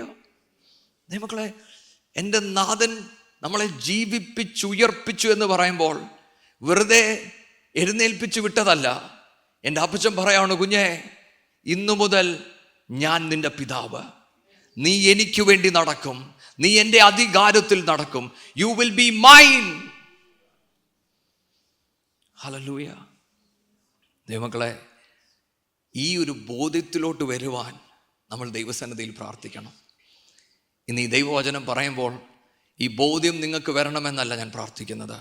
ദൈവം നിങ്ങളുടെ ജീവിതത്തെ ഒന്ന് സ്പർശിക്കട്ടെ എന്ന് ഞാൻ പ്രാർത്ഥിക്കുകയാണ്. കാരണം നമ്മളൊക്കെ പലപ്പോഴും നമ്മുടെ ഒരു കംഫർട്ട് സോണിൻ്റെ അകത്തായിരിക്കുന്നത്. നമുക്ക് ദൈവത്തെ ഭയങ്കര ഇഷ്ടമാണ്, നമുക്ക് പാട്ടുകൾ ഭയങ്കര ഇഷ്ടമാണ്, ദൈവവചനം നമുക്ക് ഭയങ്കര ഇഷ്ടമാണ്. പക്ഷേ ദൈവത്തെ അറിയേണ്ടതുപോലെ പലപ്പോഴും നമ്മൾ അറിയുന്നില്ല. എന്തുകൊണ്ടാണ് നമ്മൾ അറിയാത്തതെന്നറിയാമോ? കാരണം നമ്മുടെ കംഫോർട്ട് സോണിൻ്റെ അകത്തിരുന്നിട്ട് നമ്മൾ പ്രാർത്ഥിക്കുന്നത് എന്താണെന്നറിയാമോ? അപ്പാ, അങ്ങൻ്റെ കൂടെ ഉണ്ട്, പക്ഷേ എൻ്റെ ലോകം അങ്ങ് ഡിസ്റ്റർബ് ചെയ്യരുത്. ഇന്ന് ഇവിടെ ഇരിക്കുന്ന പലർക്കും ദൈവിക പേർപ്പസ് തിരിച്ചറിയാൻ പറ്റാത്തതിൻ്റെ കാരണം നിങ്ങളിപ്പോഴും നിങ്ങളുടെ ലോകത്തെ പ്രൊട്ടക്റ്റ് ചെയ്യുന്നത് കൊണ്ട്. ഇന്ന് ഈ വചനം കേൾക്കുമ്പോൾ നിങ്ങൾക്ക് പറയുവാൻ കഴിയുമോ, പിതാവേ, എന്നും എൻ്റെ ആഗ്രഹങ്ങൾ, എൻ്റെ ഇഷ്ടങ്ങൾ, എൻ്റെ ലോകം എല്ലാം അങ്ങയുടെ കാൽക്കൽ ഞാൻ വെക്കുകയാ. എനിക്ക് അങ്ങേ അറിയണം. Lord, help me to walk in your way. അവിടെയാണ് ദൈവം നിങ്ങളുടെ കൂടെ ഇറങ്ങി വരാൻ പോകുന്നത്. അവിടെയാണ് ശരിക്കും ദൈവ ഇഷ്ടവും ദൈവഹിതവും നിങ്ങൾ അറിയുവാൻ തുടങ്ങുന്നത്. നമുക്ക് പലതും ഇഷ്ടപ്പെടണമെന്നില്ല. ദൈവം നമ്മുടെ ലോകം ഡിസ്റ്റർബ് ചെയ്യുമ്പം നമുക്കെല്ലാം ഇഷ്ടപ്പെടത്തില്ല. പക്ഷേ ഇന്ന് പരിശുദ്ധാത്മാവ് നമ്മളോട് പറയുവാണ്, കുഞ്ഞെ, ഞാൻ നിന്നെ വിളിച്ചിരിക്കുന്ന ആ പർപ്പസ് നീ തിരിച്ചറിയണമെങ്കിൽ നിന്റെ ലോകം വിടുവാൻ നീ തയ്യാറായിരിക്കണം. You have to leave your world and tell God, Lord, I am ready for your will. ഞാൻ പറയാൻ നിങ്ങൾക്ക് മനസ്സിലാവുന്നുണ്ടോ? ദൈവമേ, എൻ്റെ ഹിതമല്ല, അങ്ങയുടെ ഹിതം എൻ്റെ ജീവിതത്തിൽ വെളിപ്പെടണം. അടുത്തത്, അപ്പം നമ്മളെ ജീവിപ്പിച്ചു, ഉയർപ്പിച്ചു. മൂന്നാമത്തേത്, സ്വർഗീയ സിംഹാസനത്തിൽ നമ്മളെ ഇരുത്തിയിരിക്കുന്നു. നിങ്ങൾ ശ്രദ്ധിക്കണം ആ വാക്ക്. എൻ്റെ ദൈവം എനിക്കൊരു പേർപ്പസ് തന്നു, എന്നിട്ട് എന്തുവാ ചെയ്തിരിക്കുന്നത്? എന്നെ ഇരുത്തുക ചെയ്യുന്നത്. സാധാരണ ഒരു പേർപ്പസ് തന്നാൽ നമ്മൾ എന്തുവാ ചെയ്യുന്നത്? ഓടുക, അല്ലെ നടക്കുകയാണ് ചെയ്യുന്നത്, അല്ലേ? പക്ഷെ വചനം പറയുകയാണ്, he has seated me in heavenly places. എൻ്റെ നാഥൻ്റെ കൂടെ എന്നെ ഇരുത്തി. മറ്റൊരർത്ഥത്തിൽ പരിശുദ്ധാത്മാവ് എന്താ പറയുന്നതെന്ന് അറിയാമോ? റെസ്റ്റ് ഇൻ മീ, എന്നിൽ നീ റെസ്റ്റ് ചെയ്യുക എന്ന് പറഞ്ഞാൽ, കുഞ്ഞെ, നിന്നെ ഞാൻ വിളിച്ചിട്ടുണ്ട്, എനിക്ക് നിന്നെക്കുറിച്ചൊരു പേർപ്പസ് ഉണ്ട്, പക്ഷെ അത് തപ്പി നീ നടക്കണ്ട. എൻ്റെ കിങ്ഡം നീ പണിയണ്ട. നീ എനിക്ക് സബ്മിസീവായിട്ടിരിക്കുമെങ്കിൽ നിന്നിൽ കൂടെ ഞാനത് പണിതെടുത്തോളാം. ഹല്ലേലൂയ. ഇന്ന് പലരും വീണു പോകുന്നതിൻ്റെ കാരണം അവർ പലപ്പോഴും ദൈവത്തിൽ നിന്നൊരു ദർശനം പ്രാപിച്ചെന്ന് പറഞ്ഞ് അവരുടെ ശക്തിയിൽ, അവരുടെ ബലത്തിൽ അവർ ഓടുവാൻ തുടങ്ങുമ്പോൾ അവർ ശരിക്കും ദൈവത്തിൻ്റെ ഇഷ്ടത്തിൽ നിന്ന് അവർ മാറിപ്പോകുകയാണ്. അതിന് പകരം ഞാനും നിങ്ങളും എന്താ പറയേണ്ടതെന്നറിയാമോ? അപ്പാ, അങ്ങയുടെ ഹിതം ഞാൻ തിരിച്ചറിയുന്നു, ഇന്നു മുതൽ I want to rest in you. എങ്ങനെയാണ് നമുക്ക് ആ റെസ്റ്റിലോട്ട് കയറാൻ പറ്റുന്നത്? എബ്രായർ 4 നമുക്ക് വായിക്കാം. എബ്രായർ 4, ഹീബ്രൂസ് 4:3 തൊട്ടുള്ള വാക്യങ്ങൾ. വിശ്വസിച്ചവരായ നാമല്ലോ സ്വസ്ഥതയിൽ പ്രവേശിക്കുന്നു. ലോകസ്ഥാപനത്തിങ്കൽ പ്രവൃത്തികൾ തീർന്നു പോയ ശേഷവും അവർ എൻ്റെ സ്വസ്ഥതയിൽ പ്രവേശിക്കയില്ല എന്ന് ഞാൻ എൻ്റെ കോപത്തിൽ സത്യം ചെയ്തു എന്ന് അരുളി ചെയ്തിരിക്കുന്നുവല്ലോ. 7-ാം നാളിൽ ദൈവം തൻ്റെ സകല പ്രവൃത്തികളിൽ നിന്നും നിവൃത്തനായി എന്നും 7-ാം നാളിനെക്കുറിച്ച് ഒരിടത്ത് പറഞ്ഞിരിക്കുന്നു. എൻ്റെ സ്വസ്ഥതയിൽ അവർ പ്രവേശിക്കയില്ല എന്ന് ഇവിടെ പിന്നെയും അരുളി ചെയ്യുന്നു. അതുകൊണ്ട് ചിലർ അതിൽ പ്രവേശിപ്പാൻ ഇടശേഷിച്ചിരിക്കയാലും മുമ്പേ സദ്വർത്തമാനം കേട്ടവർ അനുസരണക്കേട് നിമിത്തം പ്രവേശിക്കാതെ പോകയാലും ഇത്ര കാലത്തിൻ്റെ ശേഷം ദാവീദ് മുഖാന്തരം ഇന്ന് അവൻ്റെ ശബ്ദം കേൾക്കുന്നു എങ്കിൽ നിങ്ങൾ ഹൃദയം കഠിനമാക്കരുതെന്ന് മുമ്പേ പറഞ്ഞതുപോലെ ഇന്ന് എന്നൊരു ദിവസം പിന്നെയും നിശ്ചയിക്കുന്നു. ആമേൻ. നമുക്ക് 2-ാമത്തെ വാക്യം കൂടെ ഒന്ന് വായിക്കാം. 4:2. അവരെ പോലെ നാമും ഒരു വർത്തമാനം കേട്ടവർ ആകുന്നു. എങ്കിലും കേട്ടവരിൽ വിശ്വാസമായി പരിണമിക്കായക കൊണ്ട് കേട്ട വചനം അവർക്ക് ഉപകാരമായി വന്നില്ല. ആമേൻ. നമ്മൾ ഈ എബ്രായ ലേഖനം പഠിക്കുമ്പോൾ ഈ എബ്രായർ 3 and 4 ഇത് രണ്ടും റെസ്റ്റിനെ കുറിച്ച് പറയുന്ന ഒരു ഭാഗമാണ്. നമ്മൾ ഈ വാക്യം വായിക്കുമ്പോൾ ഇതെന്തിനാണ് ഞാൻ എടുത്തതെന്ന് ചോദിച്ചാൽ, നമ്മൾ വായിച്ചത് നമ്മളെ ദൈവം സ്വർഗീയ ഇരിപ്പിടത്തിൽ ഇരുത്തിയിരിക്കുകയാണ്. എന്തിനാണ് അവിടെ ഇരുത്തിയിരിക്കുന്നത്? So that you and I would live in rest. ഉൽപ്പത്തി മുതൽ വെളിപ്പാട് വരെ നമ്മൾ പഠിച്ചാൽ ദൈവത്തിൻ്റെ ആഗ്രഹം എപ്പോഴും നമ്മൾ റെസ്റ്റ് പൊസിഷനിൽ ഇരിക്കണമെന്നാണ്. പക്ഷെ പലപ്പോഴും നമുക്കതിന് കഴിയാതെ പോകുന്നുണ്ട്. അതുകൊണ്ട് ആ വചനം അവിടെ പറയുന്ന 2 കാരണത്താലാണ് പലപ്പോഴും നമ്മൾ ആ റെസ്റ്റിലോട്ട് നമ്മൾ എൻ്റർ ചെയ്യാതിരിക്കുന്നത്. എബ്രായർ 4 അതിൻ്റെ 2-ാം വാക്യത്തിൻ്റെ അകത്ത് പറയുന്നത്, അവർ കേട്ട വചനം വിശ്വാസം കൊണ്ട് അവർ മിക്സ് ചെയ്തില്ല എന്ന് പറഞ്ഞാൽ, മോശയും ഇസ്രായേൽ ജനവും ഇറങ്ങി വരുമ്പോൾ 12 പേരെ വിട്ടു ദേശം ഉറ്റു നോക്കുവാൻ വേണ്ടി. മടങ്ങി വന്നവർ പറഞ്ഞു, ഈ ദേശം നമുക്ക് കീഴടക്കുവാൻ കഴിയത്തില്ല. അപ്പം നിങ്ങൾ മനസ്സിലാക്കണം, മെജോറിറ്റി ആൾക്കാരെന്തോ പറയുന്നത് പറ്റത്തില്ല. പക്ഷെ 2 പേര് പറഞ്ഞു പറ്റും. അവിടെയാണ് പരിശുദ്ധാത്മാവ് എഴുതിയിരിക്കുന്നത്, അവർക്ക് വാഗ്ദത്തം ഉണ്ടായിരുന്നു. എന്താ വാഗ്ദത്തം? ദൈവം ഈ ദേശം നിങ്ങൾക്ക് കൈവശം ആക്കിത്തരും. അവരെന്ത് ചെയ്യണമായിരുന്നു? അവർ വിശ്വാസം കൊണ്ട് അതിനെ മിക്സ് ചെയ്യണമായിരുന്നു. ഹല്ലേലൂയ. അപ്പം അവരത് ചെയ്യാത്തത് കൊണ്ട് അവർ മെജോറിറ്റിയെ വിശ്വസിക്കുവാൻ തുടങ്ങി. ദൈവമക്കളെ, എൻ്റെയും നിങ്ങളുടെയും ക്രിസ്തീയ ജീവിതത്തിൻ്റെ അകത്ത് ദൈവം നമ്മളോട് പലതും പറയുമ്പോൾ നിങ്ങൾ മനസ്സിലാക്കണം, നിങ്ങൾ മെജോറിറ്റി പറയുന്നതാ കേൾക്കാൻ പോകുന്നതെങ്കിൽ ദൈവത്തിൻ്റെ ഇഷ്ടം നിങ്ങൾ ചെയ്യുവാൻ പോത്തില്ല. കാര്യം എന്താണെന്നറിയാമോ? കാരണം അവർ എന്തിനെയാണ് നോക്കുന്നത്? മുന്നോട്ടുള്ള കാര്യങ്ങൾ. ഇത് ഭയങ്കര പ്രശ്നമുള്ള കാര്യമാണെന്ന് അവർ തിരിച്ചറിയുന്നത്. പക്ഷേ ദൈവത്തിൻ്റെ വാഗ്ദത്തത്തെ വിശ്വസിച്ചവർ കനാനിൽ എത്തിച്ചേർന്നു. ഹല്ലേലൂയ. മക്കളെ, നമ്മൾ ഇത് മനസ്സിലാക്കിയില്ലെങ്കിൽ ഈ റെസ്റ്റിലോട്ട് നമ്മൾ കയറത്തില്ല. അതുകൊണ്ട് അവിടെ എഴുതിയിരിക്കുന്നത്, they did not believe in God, there was unbelief in them. വിശ്വാസികളെ കുറിച്ചാണ് പറയുന്നത്. ഇന്ന് സഭയ്ക്കകത്തിരിക്കുന്ന ഭൂരിപക്ഷം പേരിലും ദൈവം പലപ്പോഴും ഇടപെടുന്നുണ്ട്. നമുക്കറിയാം ദൈവം നമ്മളോട് സംസാരിക്കുന്നുണ്ടെന്നറിയാം. ചില വാഗ്ദത്തങ്ങൾ നമ്മുടെ കയ്യിൽ ഇരിപ്പുണ്ട്. പക്ഷെ നമുക്ക് വിശ്വസിക്കുവാൻ കഴിയുന്നില്ല. അതുകൊണ്ട് തന്നെ നമുക്ക് സ്റ്റെപ്പുകൾ എടുക്കുവാൻ പറ്റുന്നില്ല. നമ്മൾ ദൈവത്തെ വിശ്വസിച്ചില്ല എങ്കിൽ ദൈവത്തിൻ്റെ മഹത്വം നമുക്ക് കാണുവാൻ കഴിയത്തില്ല. ഈ ബോധ്യം നമ്മുടെ അകത്തുണ്ടായിരിക്കണം. 2-ാമത്തെ കാര്യം, ഇപ്പോൾ 1 അൺബിലീഫ്, 2 ഡിസൊബീഡിയൻസ്. അതുകൊണ്ട് അവിടെ എഴുതിയിരിക്കുന്നത്, ഇന്ന് നിങ്ങൾ ദൈവശബ്ദം കേൾക്കുമെങ്കിൽ നിങ്ങളുടെ ഹൃദയത്തെ കഠിനപ്പെടുത്തരുത്. അപ്പോൾ പരിശുദ്ധാത്മാവ് ഇടപെടുകയാണ് നമ്മളോട്. ഇന്നിവിടെ ഇരിക്കുന്ന ചിലവരോട് പരിശുദ്ധാത്മാവ് പറയണം, കുഞ്ഞെ, I want to give you rest. പക്ഷെ ആ റെസ്റ്റ് വരണമെങ്കിൽ ഞാൻ നേരത്തെ പറഞ്ഞ പോലെ ഞാൻ എൻ്റെ കാര്യങ്ങൾ ഞാൻ വിട്ടുകൊടുക്കണം. എൻ്റെ കാര്യങ്ങൾ ഞാൻ വിട്ടുകൊടുത്തില്ല എങ്കിൽ എനിക്ക് ഒരിക്കലും ദൈവത്തിൻ്റെ ഹിതം ചെയ്യുവാൻ കഴിയത്തില്ല. എന്താ ഇതിൻ്റെ ഒരു സ്ട്രഗിൾ എന്നറിയാമോ? ക്രിസ്തുവിനെ അനുഗമിക്കുന്ന നമുക്ക് ഇതൊരു വലിയ സ്ട്രഗിളാണ്. കാരണം നമ്മൾ 2 ലോകത്തിലാണ് ജീവിക്കുന്നത്. നമ്മൾ ഇരിക്കുന്നത് ക്രിസ്തുവിൻ്റെ കൂടെ, നടക്കുന്നത് ഈ ലോകത്ത്. കണ്ടോ? ഇതിൻ്റെ വ്യത്യാസം എന്താണെന്ന് ചോദിച്ചാൽ, ഞാൻ നേരത്തെ ഇംഗ്ലീഷിൽ പറഞ്ഞ പോലെ നമ്മൾ ദാവീദിനെ നമുക്ക് എടുക്കാം.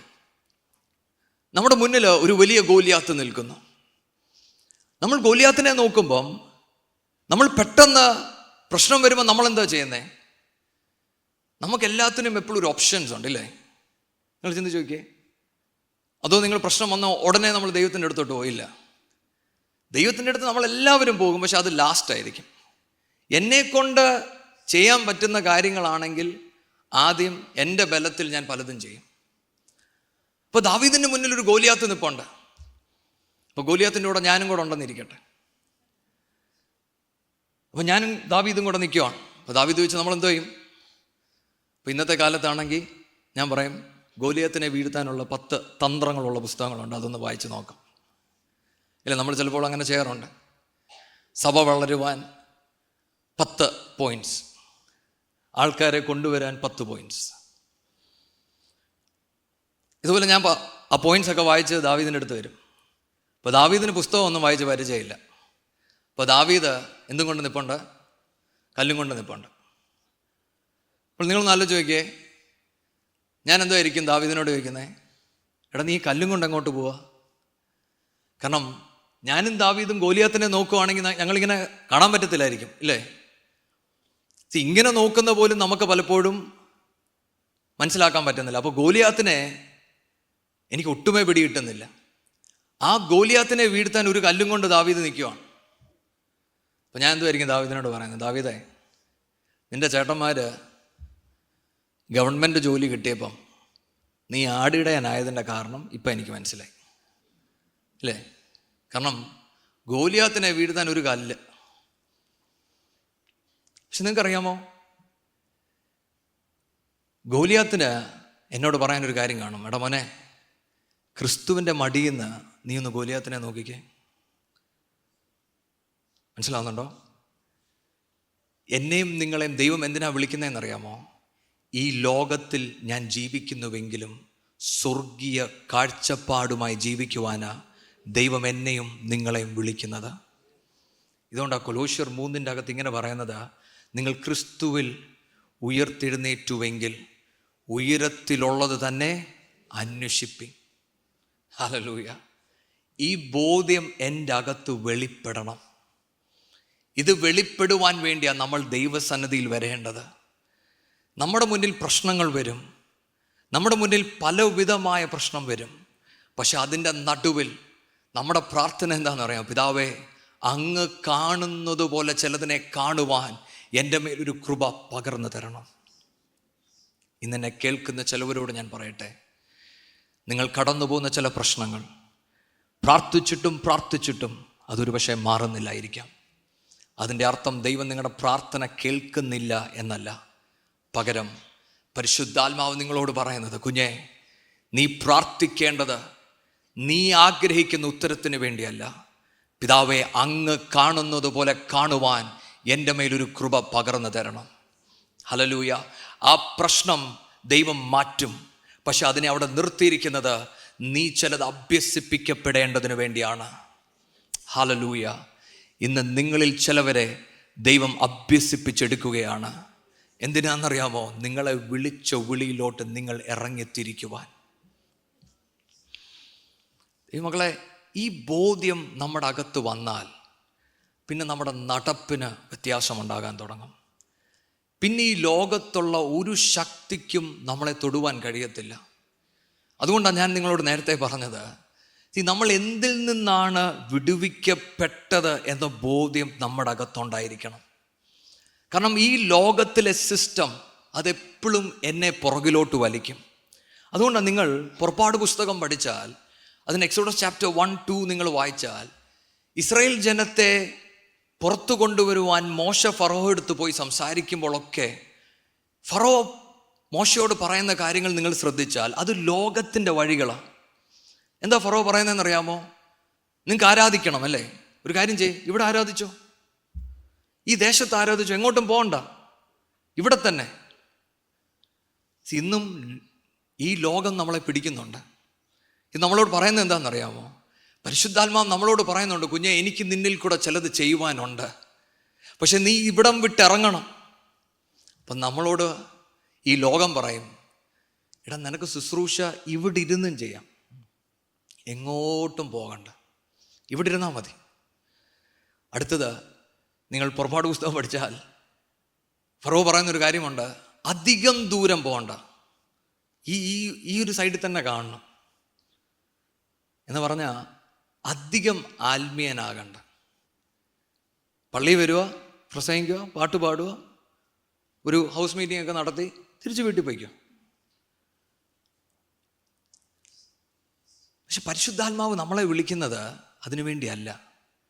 തന്നെ ഒന്ന് ആഴത്തിൽ അറിയുവാൻ ആത്മാവ് നമ്മളെ വിളിക്കുക. പരിശുദ്ധാത്മാവ് നമ്മളോട് പറയാണ്, കുഞ്ഞെ, എനിക്ക് നിന്നിൽ ആഴത്തിൽ ഒരു പ്രവൃത്തി ചെയ്യുവാൻ ഞാൻ ആഗ്രഹിക്കുന്നു. പക്ഷേ ഈ ലോകത്തിൻ്റെ സിസ്റ്റം എന്നെയും നിങ്ങളെയും പുറകിലോട്ട് വലിക്കുമ്പോൾ അതിനോട് നോ പറയണമെങ്കിൽ ഞാൻ എവിടെ ഇരിക്കുന്നു എന്നൊരു ബോധ്യം നമ്മുടെ അകത്തുണ്ടായിരിക്കണം. കാരണം നമ്മൾ മുന്നോട്ട് നടക്കുമ്പോൾ നമ്മളോട് നിശ്ചയമായിട്ടും ലോകത്തിലുള്ളവർ ചോദിക്കും, മുന്നോട്ടുള്ള കാര്യം എങ്ങനെ നടക്കും? ചിലപ്പോഴൊക്കെ നിങ്ങൾ കേട്ടിട്ടുണ്ടോ, നൂലെ കെട്ടിത്തരുമോ എന്നൊക്കെ ചിലപ്പോൾ നമ്മൾ കേട്ടിട്ടുണ്ട് അല്ലേ? എടാ ദൈവമൊക്കെ ഉണ്ട്, പക്ഷേ അല്ലേ നൂലിൽ നിന്ന് ഇങ്ങനെ ഇറക്കി തരുമോ? ദൈവമക്കളെ, നീ ദൈവത്തിൻ്റെ വഴിയിലാണ് നടക്കുന്നതെങ്കിൽ നൂലയിൽ മാത്രമല്ല കാക്കയും കൂടെ അയച്ചു വിടും. പക്ഷേ ലോകം നമ്മളോട് ഇങ്ങനെ ചോദിച്ചുകൊണ്ടിരിക്കും, നൂല് വരുമോ കാക്ക വരുമോ എന്നൊക്കെ. അപ്പം നമ്മൾ എന്തോ ചെയ്യണമെന്നറിയോ? നമ്മൾ നടന്ന് കാണിക്കണം കാക്ക വരുമെന്ന്. അപ്പോഴാണ് നമ്മുടെ കൂടെ ഇരിക്കുന്നവർക്ക് മനസ്സിലാകുന്നത് ഇവൻ ശരിക്കും ദൈവശബ്ദം കേൾക്കുകയാണ്. ഹല്ലേലൂയ. ദൈവമക്കളെ, ഇന്നും ദൈവത്തിൻ്റെ സഭ നിലനിൽക്കുന്നതിൻ്റെ കാരണം എന്താണെന്നറിയാമോ? ചിലർ ഈ ദൈവശബ്ദം കേട്ട് ഒരു പൊട്ടനെ പോലെ ദൈവത്തെ അനുഗമിക്കുവാൻ അവർ തീരുമാനിക്കുന്നത് കൊണ്ടാണ് ദൈവത്തിൻ്റെ മഹത്വം ഇന്നും അവരിൽ കൂടെ വെളിപ്പെട്ടുകൊണ്ടിരിക്കുന്നത്. ഇന്ന് ഈ ദൈവവചനം പറയുമ്പോൾ എൻ്റെ പ്രാർത്ഥന ഇതാണ്, നിങ്ങളിൽ ചിലവരോട് ആത്മാവ് ഇടപെടുകയാണ്. Come out of your comfort zone. ഞാൻ നിന്നെ ഉപയോഗിക്കും, ഞാൻ നിന്നെ വിളിച്ച വിളിയിലോട്ട് നിന്നെ ഞാൻ അയക്കും. പക്ഷെ you have to trust me, you have to trust me. വാഗ്ദത്തത്തെ നിങ്ങൾ വിശ്വാസം കൊണ്ട് മിക്സ് ചെയ്യുമെങ്കിൽ ദൈവം നിങ്ങളിൽ കൂടെ ചിലത് ചെയ്തെടുക്കുവാൻ തുടങ്ങും. എബ്രായർ 4 അതിൻ്റെ 11 തൊട്ട് 16 വരെയുള്ള വാക്യങ്ങൾ വായിക്കാം. അതുകൊണ്ട് ആരും അനുസരണക്കേടിൻ്റെ സമദൃഷ്ടാന്തത്തിനൊത്തവണ്ണം വീഴാതിരിക്കേണ്ടതിന് നാം ആ സ്വസ്ഥതയിൽ പ്രവേശിപ്പാൻ ഉത്സാഹിക്കാം. ദൈവത്തിൻ്റെ വചനം ജീവനും ചൈതന്യമുള്ളതായി ഇരുവായ്ത്തലുള്ള ഏത് വാളിനേക്കാളും മൂർച്ചയേറിയതും പ്രാണനെയും ആത്മാവിനെയും സന്ധിമച്ചുകളെയും വേർപിടിക്കും വരെ തുളച്ചു ചെല്ലുന്നതും ഹൃദയത്തിലെ ചിന്തനങ്ങളെയും ഭാവങ്ങളെയും വിവേചിക്കുന്നതും ആകുന്നു. അവന് മറഞ്ഞിരിക്കുന്ന ഒരു സൃഷ്ടിയുമില്ല, സകലവും അവൻ്റെ കണ്ണിന് നഗ്നവും മലർന്നതുമായി കിടക്കുന്നു. അവനുമായിട്ടാകുന്നു നമുക്ക് കാര്യമുള്ളത്.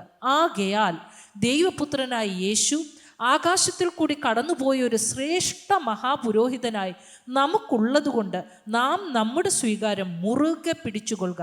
നമുക്കുള്ള മഹാപുരോഹിതൻ നമ്മുടെ ബലഹീനതകളിൽ സഹതാപം കാണിപ്പാൻ കഴിയാത്തവനല്ല, പാപമൊഴികെ സർവത്തിലും നമുക്ക് തുല്യമായി പരീക്ഷിക്കപ്പെട്ടവനത്രേ നമുക്കുള്ളത്. അതുകൊണ്ട് കരുണ ലഭിപ്പാനും തത്സമയത്ത് സഹായത്തിനായുള്ള കൃപ പ്രാപിപ്പാനുമായി നാം ധൈര്യത്തോടെ കൃപാസനത്തിന് അടുത്തു ചെല്ലുക. ആമേൻ. നമ്മൾ ആ വാക്യം 11-ാമത്തെ വാക്യത്തിന് അത് വീഴാതിരിക്കേണ്ടതിന് നാം ആ സ്വസ്ഥതയിൽ പ്രവേശിക്കുവാൻ ഉത്സാഹിക്കണം. ഇത് ദൈവത്തിൻ്റെ കൽപ്പനയാണ്. ഇംഗ്ലീഷിനകത്ത് പറയുന്ന labour to enter God's rest. It's not just encourage, labour. ഞാൻ കഷ്ടപ്പെടണം, ഞാൻ ദൈവസന്നിധിയിൽ പ്രാർത്ഥിക്കണം, പിതാവേ I want to enter your rest. എങ്ങനെയാണ് നമ്മൾ ഈ റെസ്റ്റിലോട്ട് എൻറ്റർ ചെയ്യുന്നത്? അതാണ് അവിടെ അടുത്ത വാക്യം, ദൈവത്തിൻ്റെ വചനം. The word of God is sharper than 2-edged sword. ഈ വചനം നമ്മുടെ സോളിനെയും നമ്മുടെ സ്പിരിറ്റിനെയും ഡിവൈഡ് ചെയ്തിറങ്ങുന്ന ഈ ദൈവവചനം. എന്താ ഇത് നമ്മളോട് പറയുന്നതെന്നറിയാമോ? നമ്മൾ ഈ ദൈവത്തിൻ്റെ റെസ്റ്റിലോട്ട് ഇറങ്ങണമെങ്കിൽ നമ്മൾ ദൈവത്തിൻ്റെ വഴി അന്വേഷിക്കണം. നമ്മൾ ദൈവത്തിൻ്റെ വഴി അന്വേഷിക്കുവാൻ തുടങ്ങുമ്പോൾ അത് നമ്മുടെ വഴിയിൽ നിന്ന് വളരെ വ്യത്യാസമായിരിക്കും. ആ വഴിയിലോട്ട് നമുക്ക് കയറുവാൻ പലപ്പോഴും നമ്മുടെ അകത്തൊരു ഭയമുണ്ടാകും. ഈ ഭയം നമ്മുടെ അകത്ത് വരുമ്പോൾ നമുക്കറിയത്തില്ല, ദൈവമേ വാട്ട് ഷുഡ് ഐ ഡു?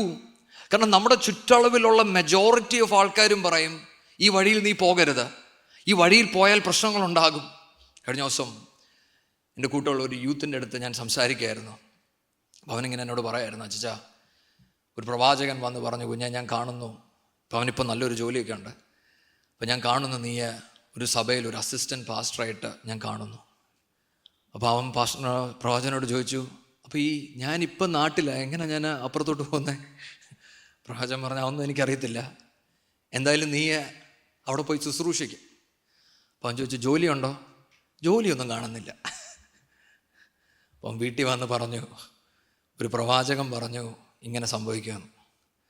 വിശ്വാസികളായ നമ്മളൊക്കെ തന്നെയാണ് കേട്ടോ. അപ്പം അവർ പറഞ്ഞു, എടാ നിനക്ക് ജോലി ചെയ്യാൻ മനസ്സില്ലാത്തതുകൊണ്ടല്ലേ, മര്യാദയ്ക്ക് ജോലി ചെയ്തോണം. ഞാനിത് പറയുന്നതിൻ്റെ കാരണം, രഹസ്യത്തിൽ നമ്മളും പലപ്പോഴും ഇങ്ങനെയൊക്കെ തന്നെയാണ്. കാരണം നമുക്കിതൊന്നും ഹാൻഡിൽ ചെയ്യാൻ പറ്റത്തില്ല. അതൊരു കുറ്റമല്ല. ഞാൻ പറയുന്നത് ദിസ് ഈസ് നോട്ട് റോങ്. പക്ഷേ ദൈവം പറയുന്നത് അനുസരിക്കണമെങ്കിൽ എനിക്കൊരു ദൈവവചനത്തിൻ്റെ ബലം വേണം. ദൈവം എന്നോട് ഇടപെടുമ്പോൾ ഞാൻ ദൈവസന്നിധിയിലിരുന്ന് ദൈവവചനവുമായി ഞാൻ ഇരിക്കണം. അതുകൊണ്ടാണ് പറയുന്നത് word of God is sharper than a double edged sword. സോളിനെയും സ്പിരിറ്റിനെയും ഇത് ഡിവൈഡ് ചെയ്യുമെന്ന് പറഞ്ഞാൽ, ഞാൻ എൻ്റെ അപ്പൻ്റെ സന്നിധിയിൽ ഇരിക്കുമ്പോൾ ഈ വചനം എൻ്റെ ചിന്തകളെ ഇത് ഡിവൈഡ് ചെയ്യാൻ തുടങ്ങും. ഇതെന്നോട് സംസാരിക്കുവാൻ തുടങ്ങും. ഇതെന്നോട് പറയും, കുഞ്ഞെ നീ പോകേണ്ട വഴി ഇതാണ്. ഇത് മറ്റാർക്കും മനസ്സിലായെന്ന് വരത്തില്ല. എൻ്റെ അപ്പനും എൻ്റെ അമ്മയ്ക്കും എൻ്റെ ഭാര്യയ്ക്കും എൻ്റെ കുഞ്ഞിനും ഒന്നും മനസ്സിലാകുവാൻ പറ്റത്തില്ല. അതുകൊണ്ട് ആ വചനം പറയുന്നത്, നിങ്ങൾ എന്നെ അനുഗമിക്കുന്നുവെങ്കിൽ ക്രൂശെടുത്ത് ബാക്കിയെല്ലാം വെറുക്കണം. ഇതെന്തിനാ ഞാൻ വെറുക്കുന്നതെന്നറിയാമോ? എൻ്റെ ദൈവത്തിൻ്റെ ഹിതം ചെയ്യുവാൻ ഞാൻ ആഗ്രഹിക്കുന്നു. അത് വെളിപ്പെടണമെങ്കിൽ ഈ ദൈവവചനം എന്നെ എൻകറേജ് ചെയ്യണം. അതുകൊണ്ടാണ് ഞാൻ നേരത്തെ പറഞ്ഞത്, ഈ തിരുവചനം നിങ്ങൾ പൂർണ്ണമായി പഠിച്ചില്ലെങ്കിൽ ഇത് നിങ്ങളെ എക്വിപ്പ് ചെയ്യത്തില്ല. ഞാനൊരു ഉദാഹരണം പറയാം. നമ്മൾ ദൈവത്തിൻ്റെ കൂടെ നടക്കുകയാണെന്നിരിക്കട്ടെ, നമുക്കെപ്പോഴും ഉള്ള ഏറ്റവും വലിയ പ്രശ്നം, ദൈവമേ എൻ്റെ മുന്നോട്ടുള്ള കാര്യം എങ്ങനെ നടക്കും? How will my finance work? ഇല്ലേ, നമ്മുടെ ഫസ്റ്റ് ക്വസ്റ്റ്യൻ എപ്പോഴും അതാണ്. അപ്പോൾ ദൈവം ആദ്യം തന്നെ നമ്മൾ ചോദിക്കുന്ന മൊത്തം തരത്തില്ല. ദൈവം ചെറുതായിട്ട് ചിലത് നമ്മുടെ ജീവിതത്തിൽ നടത്തുവാൻ തുടങ്ങും. അത് ചിലപ്പോൾ ഒരു കാക്ക വരുന്നതായിരിക്കാം, അത് ചിലവരിൽ കൂടെ ഇടപെടുന്നതായിരിക്കാം. അതെന്തിൻ്റെ തുടക്കമാണെന്നറിയാമോ? ദൈവം എൻ്റെയും നിങ്ങളുടെയും ജീവിതത്തിൽ ഇടപെടുകയാണ്. എനിക്കറിയാം, ഇത് ഞാൻ നിങ്ങളോട് പറയേണ്ട ആവശ്യമില്ല. ഇവിടെ ഇരിക്കുന്ന എല്ലാവരും എവിടേക്കോ നിങ്ങളുടെ ജീവിതത്തിൽ ഇത് അനുഭവിച്ചിട്ടുണ്ട്. പക്ഷേ ഇതിൽ നിന്ന് നിങ്ങൾ മുന്നേറിയോ എന്നതാണ് ഇന്നത്തെ എൻ്റെ ചോദ്യം. പലപ്പോഴും എൻ്റെ ഒന്നുമില്ലാത്ത ഒരു കാലഘട്ടത്തിൽ ദൈവം എന്നെ നടത്തിയത് എനിക്ക് പരിചയമുണ്ട്. എനിക്കതറിയാം. എൻ്റെ ദൈവം മതിയായവനാണെന്നും വിശ്വസ്തനാണെന്നും ബലമുള്ളവനാണെന്നും എനിക്കറിയാം. പക്ഷേ അത് പോരാ. ഞാൻ ക്രിസ്തുവിൽ റെസ്റ്റ് ചെയ്യുവാൻ തുടങ്ങുമ്പോൾ ദൈവം നമ്മളോട് ചോദിക്കുന്നത് എന്താണെന്നറിയാമോ? കുഞ്ഞെ, നിൻ്റെ കംഫർട്ട് സോണിനെ ഞാൻ ഇളക്കട്ടെ. ഇത് ദൈവം, ബിക്കോസ് ഹീസ് എ ജെന്റിൽമാൻ. ഇത് നിങ്ങൾ മനസ്സിലാക്കണം. ഇത് നമ്മൾ പ്രാർത്ഥിച്ചെങ്കിൽ മാത്രമേ ദൈവം അത് ചെയ്യത്തുള്ളൂ. അതെന്തിനാണ് നമ്മൾ പ്രാർത്ഥിക്കുന്നതെന്നറിയാമോ? സോ ദാറ്റ് ദൈവത്തെ എനിക്കൊന്ന് അറിയേണ്ടതുപോലെ ഒന്ന് അറിയുവാൻ വേണ്ടിയാണ്. ഇന്ന് സഭയിലിരിക്കുന്നവർ ദൈവത്തെ അറിയേണ്ട പോലെ അറിയുവാൻ തുടങ്ങിയാൽ, ഞാൻ പൂർണ്ണമായും വിശ്വസിക്കുന്നു സുവിശേഷം എത്തുവാൻ ഒരു സ്ഥലമില്ലാതിരിക്കും. കാരണം നമ്മൾ ദൈവത്തെ ട്രസ്റ്റ് ചെയ്യാൻ തുടങ്ങുമ്പോണ്ടല്ലോ, നമ്മുടെ അകത്ത് ഭയമില്ല. നമുക്കറിയാം, my God is enough, my God is sufficient. അതിനാണ് നമ്മൾ വചനം കേൾക്കേണ്ടത്. എന്നെ എക്വിപ്പ് ചെയ്യുവാണ് ദൈവത്തിൻ്റെ ഉദ്ദേശത്തിലോട്ട്. ഇനിയും രണ്ടാമത്തെ കാര്യം, അപ്പോൾ ദൈവവചനം നമ്മളെ റെസ്റ്റിലോട്ട് കൊണ്ടുവരും. രണ്ട്, അവിടെ എഴുതിയിരിക്കുന്നത് നമുക്കൊരു പുരോഹിതനുണ്ട്. അവിടെ എഴുതിയിരിക്കുന്നത്, ഈ പുരോഹിതന് നമ്മുടെ ജീവിതത്തിൽ നടക്കുന്ന എല്ലാ കാര്യങ്ങളും അറിയാം. കാരണം താൻ ഇതിൽ കൂടെ കടന്നുപോയ ഒരാളാണ്. പലപ്പോഴും നമ്മൾ ദൈവത്തിൻ്റെ അടുത്ത് വരുമ്പോൾ നമ്മൾ ദൈവത്തോട് ചോദിക്കും, അപ്പച്ചൻ പറഞ്ഞൊക്കെ എനിക്ക് മനസ്സിലായി, പക്ഷേ ഞാൻ എങ്ങനെയാ വീട്ടിൽ ഈ കാര്യം പറയുന്നത്, ചർച്ചിൽ ഈ കാര്യം പറയുന്നത്, മറ്റുള്ളവരെന്നെ കുറിച്ച് എന്ത് ചിന്തിക്കും? കാരണം നമ്മുടെ മനസ്സിലെ ചിന്ത, ദൈവത്തിന് ഇത് മനസ്സിലാക്കാൻ പറ്റത്തില്ല, ബിക്കോസ് ഹീ സിറ്റിംഗ് ദെയർ. ഇല്ലേ, ചിലപ്പോഴൊക്കെ നമ്മൾ ദൈവത്തോട് പറയാം, അപ്പച്ച അങ്ങ് അവിടെ ഇരിക്കുമല്ലേ, അങ്ങക്ക് വല്ലതും മനസ്സിലാവുമോ? ഇല്ലേ, അപ്പോൾ അപ്പച്ച നമ്മളോട് പറയാനാട്ടോ, കുഞ്ഞെ എനിക്കെല്ലാം മനസ്സിലാകും. കാരണം ഞാനും മനുഷ്യനെ പോലെ ഇവിടെ ഉണ്ടായിരുന്നു. Sometimes we miss God in this place. Joni Eareckson എന്ന് പറയുന്ന ദേവദാസിയെക്കുറിച്ച് നിങ്ങൾ വായിച്ചിട്ടുണ്ടായിരിക്കാം. തന്നെക്കുറിച്ച് പറയുന്നത്, she was a very smart athletic woman. താൻ ഒരു സ്പോർട്സ് ചെയ്ത സമയത്ത് തൻ്റെ നെക്ക് ഇടിച്ച് തൻ്റെ ശരീരം മൊത്തം പാരലൈസ്ഡായി. അപ്പോൾ തനിക്ക് അനങ്ങാൻ പറ്റത്തില്ല. അപ്പം താൻ ആ സമയത്ത് ഹോസ്പിറ്റലിലുണ്ടായിരുന്ന സമയത്ത് തൻ്റെ കൂട്ടു സഹോദരനോട് താൻ ചോദിച്ചു, ഈ യേശുവിനെ എനിക്കറിയായിരുന്നു. ഞാൻ വീടുന്നതിന് മുന്നേ ഈ നാഥനെ ഞാൻ ശരിക്കും ദൈവത്തെ ഫോളോ ചെയ്ത ഒരാളാണ്. ഞാൻ അങ്ങനെ വലിയ പാപമൊന്നും ചെയ്തിട്ടില്ല. പിന്നെ എന്തുകൊണ്ടാണ് ഞാൻ അങ്ങനെ ചാടിയപ്പോൾ എൻ്റെ കഴുത്തിടിക്കാതെ ദൈവം എന്നെ സൂക്ഷിക്കാത്ത? അപ്പം തൻ്റെ ഫ്രണ്ട് അവിടെ ഇരുന്നതെല്ലാം കേട്ടു. തൻ്റെ ബയോഗ്രഫിക്കകത്ത് പറയുന്നത് തന്നെ ദൈവവചനം എടുത്തു വായിക്കാൻ തുടങ്ങി. അപ്പം അതിനകത്ത് ഗോസ്പെൽസിൻ്റെ അകത്ത് ഒരു സ്റ്റോറി താൻ വായിച്ചു. ഒരു പാരലൈസ്ഡ് ആയ ഒരു മനുഷ്യനെയും കൊണ്ട് യേശുവിൻ്റെ അടുത്ത് വന്നു. യേശു തന്നെ സൗഖ്യമാക്കുവാൻ വേണ്ടി താൻ ആ വാക്യം എടുത്തു വെച്ചിട്ട് പ്രാർത്ഥിച്ചു, പിതാവേ, ഈ മനുഷ്യനെ പോലെ ഞാനും പാരലൈസ്ഡ് ആപ്പാ. പക്ഷെ എനിക്ക് അനങ്ങുവാൻ കഴിയത്തില്ല, എൻ്റെ തല മാത്രമേ എനിക്ക് അനക്കുവാൻ പറ്റുന്നുള്ളൂ. പക്ഷെ എന്നെയും ഒന്ന് സൗഖ്യമാക്കണം. താൻ പറയുന്നത് താൻ ഒരുപാട് കരഞ്ഞു പ്രാർത്ഥിച്ചു, പക്ഷേ ഒന്നും നടക്കുന്നില്ല. താൻ ആ സമയത്തുള്ള ഒരുപാട് ഹീലിംഗ് ക്രൂസേഡ്സിൽ പോയി, ഒന്നും നടക്കുന്നില്ല. താൻ ദൈവത്തോട് കരഞ്ഞു, പിതാവേ, എന്താ എൻ്റെ ജീവിതത്തിൽ ഇങ്ങനെ സംഭവിക്കുന്നത്? നീ എൻ്റെ അടുത്തില്ലേ എന്ന് താൻ തന്നോട് ചോദിച്ചു. അപ്പോൾ ഒരു വാക്യം തനിക്ക് കിട്ടിയത്, this is just to prove to you കേട്ടോ. ലാമെന്റേഷൻസ് 3 and 32 and 33, വിലാപങ്ങൾ 3 അതിൻ്റെ 32 33 വാക്യം വായിക്കാം. വിലാപങ്ങൾ 3 അതിൻ്റെ 32. അവൻ ദുഃഖിപ്പിച്ചാലും തൻ്റെ മഹാദയയ്ക്ക് ഒത്തവണ്ണം അവന് കരുണ തോന്നും. മനസ്സോടെ അല്ലല്ലോ അവൻ മനുഷ്യപുത്രന്മാരെ ദുഃഖിപ്പിച്ച് വ്യസനിപ്പിക്കുന്നത്. ആമേൻ. നിങ്ങൾ ശ്രദ്ധിച്ചോ ആ വാക്യം? നമുക്ക് കുറേ വാക്യങ്ങൾ അറിയില്ല. ഞാനും ഇത് വായിച്ചപ്പം ഞാനും ചിന്തിച്ച് ഈ വാക്യം ഞാൻ കണ്ടിട്ടില്ലല്ലോ. ദൈവത്തിൻ്റെ പ്രത്യേകതയാണ്, ദൈവം നമ്മളോട് ഇടപെടുമ്പോൾ ഹീസ് വെരി പേഴ്സണൽ. ജോണി പറയുന്നത്, ഈ വാക്യം തനിക്ക് കിട്ടിയപ്പോൾ തനിക്ക് മനസ്സിലായി, പരിശുദ്ധാത്മാവ് തന്നോട് പറയാണ്, കുഞ്ഞേ, ഈ ഭൂമിയിലുള്ള നിൻ്റെ ജീവിതത്തിൽ എന്തൊക്കെ സംഭവിച്ചാലും ദൈവത്തിന് ഒരു പദ്ധതിയുണ്ട്, നിന്നെ ക്രിസ്തുവിനെ പോലെ ആക്കി മാറ്റുക. നീ ദൈവത്തിൽ വിശ്വസിക്കുമെങ്കിൽ ഞാൻ നിൻ്റെ ജീവിതത്തിൽ കൂടെ ചിലത് ചെയ്തെടുക്കും. മറ്റൊരിടത്ത് ഞാൻ ജോണിയെക്കുറിച്ച് വായിച്ചിട്ടുണ്ട്. ജോണി, ഞാൻ പറഞ്ഞല്ലോ, ഫുള്ളി പാരലൈസ്ഡ് ആയതുകൊണ്ട് ഒരു ചെയറിലായിരിക്കുന്നത്. താന് ദൈവസന്നിധിയിൽ കരഞ്ഞ് പ്രാർത്ഥിക്കുന്ന സമയങ്ങളുണ്ട് ആദ്യ കാലഘട്ടങ്ങളിൽ. കാരണം തന്നെ മനസ്സിലാക്കുവാൻ, താൻ ഈ കടന്നു പോകുന്നത് എന്താണെന്ന് പോലും തനിക്ക് മനസ്സിലാകുന്നില്ല. ചില സമയത്ത് കണ്ണീന്നിങ്ങനെ ഒഴുകി വരുമ്പം അതൊന്ന് തുടയ്ക്കാൻ പോലും തനിക്ക് പറ്റത്തില്ല. താനപ്പം ദൈവസന്നിധി പ്രാർത്ഥിച്ചിട്ടുണ്ട്, പിതാവേ, ആർക്കെങ്കിലും ഇങ്ങനൊരവസ്ഥ വന്നിട്ടുണ്ടോ? അപ്പോൾ ഞാനിങ്ങനെ വായിച്ച ജോണിയെക്കുറിച്ച് വലിയവനാ ദൈവം ജോണിയെടുത്ത് ഇങ്ങനെ പറഞ്ഞു, ജോണി, നീ പറഞ്ഞത് ശരിയാണ്. ആർക്കും മനസ്സിലായില്ലെങ്കിലും എനിക്ക് ഇത് മനസ്സിലാക്കുവാൻ കഴിയും. എന്താണെന്നറിയാമോ? ഞാൻ ക്രൂശിൽ എൻ്റെ കൈ രണ്ടും ഇങ്ങനെ കിടന്നപ്പോൾ ഈ വേദന മൊത്തം ഞാൻ സഹിച്ചു. ജോണി പറയുന്നത്, ദാറ്റ് ചേഞ്ച്ഡ് ഹെർ ലൈഫ്. ഇന്ന് ജോണിയുടെ പുസ്തകം വായിച്ചാൽ ജോണി പറയുന്നത്, every day I die in Christ and live for Christ. തൻ്റെ പാരലൈസ്ഡ് ആയിരിക്കുന്ന ആ ശരീരം ഇന്നും പാരലൈസ്ഡ് ആണ്. പക്ഷെ അതിൻ്റെ മധ്യേ ദൈവത്തെ മഹത്വപ്പെടുത്തുവാൻ ദൈവം തന്നെ എക്വിപ്പ് ചെയ്തു. ഹല്ലേലൂയ. ഞാൻ എന്തിനാ ഇത് പറയുന്നതെന്നറിയാമോ? നമ്മുടെ കൂടെ നടക്കുന്ന ഈ നാഥൻ നമ്മുടെ വിഷമങ്ങൾ, നമ്മുടെ സങ്കടങ്ങൾ മനസ്സിലാക്കുവാൻ എൻ്റെ നാഥൻ ശക്തനാണ്. പക്ഷെ നമ്മൾ ദൈവസന്നിധിയിലോട്ട് അടുത്തോട്ട് ചെല്ലുമെങ്കിൽ ഈ നാഥൻ നമ്മളോട് ഇടപെടും.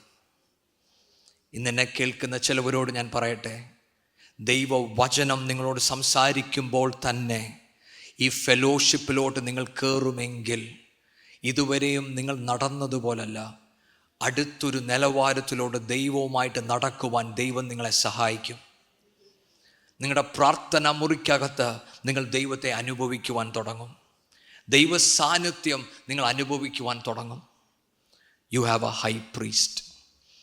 മൂന്നാമത്തെ കാര്യം അവിടെ എഴുതിയിരിക്കുന്നത്, അപ്പോൾ ഒന്നാമത്തെ കാര്യം നമുക്ക് ദൈവവചനമുണ്ട്, 2 നമുക്കൊരു ഹൈ പ്രീസ്റ്റ് ഉണ്ട്, 3 ഇത് രണ്ടും നമുക്കുള്ളത് കൊണ്ട് let's come boldly unto the throne of grace എന്ന് പറഞ്ഞാൽ, ഈ വചനം എനിക്ക് കിട്ടി, എന്നെ മനസ്സിലാക്കുന്നൊരു നാഥനുണ്ട്. ഈ കൃപ ലഭിക്കുന്ന ഈ ത്രോണിലോട്ട്, പ്രാർത്ഥന മുറിയിലോട്ട് ഞാൻ ചെല്ലുകയാണ്. ഞാൻ അവിടെ എൻ്റെ നാഥനോട് പറയുന്നത് എന്താണെന്നറിയാമോ? അപ്പാ, അങ്ങനോട് സംസാരിച്ചതിനായി സ്തോത്രം, അങ്ങനോട് ഇടപെട്ടതിനായി സ്തോത്രം. പിതാവേ, അങ്ങയുടെ വചനം അനുസരിക്കുവാൻ ഞാൻ ആഗ്രഹിക്കുന്നു. പക്ഷെ അപ്പാ എൻ്റെ അകത്ത് ബലമില്ല. I need your grace. Hallelujah. ഇതിനാ നമ്മൾ പ്രാർത്ഥന മുറിക്കകത്തോട്ട് ഇടിച്ചു കയറുന്നത്. നമ്മൾ ബോൾഡ്ലി അകത്തോട്ട് കയറുമ്പോൾ നമ്മൾ ദൈവത്തോട് പറയണം, അപ്പാ ഐ കനോട്ട് ഡു ഇറ്റ്. പക്ഷെ അവിടെയാണ് പറയുന്നത്, my grace is sufficient for thee, my strength is made perfect in your weakness. ദൈവത്തിൻ്റെ കൃപ എൻ്റെ ബലഹീനതയിൽ വെളിപ്പെടുവാൻ തുടങ്ങും.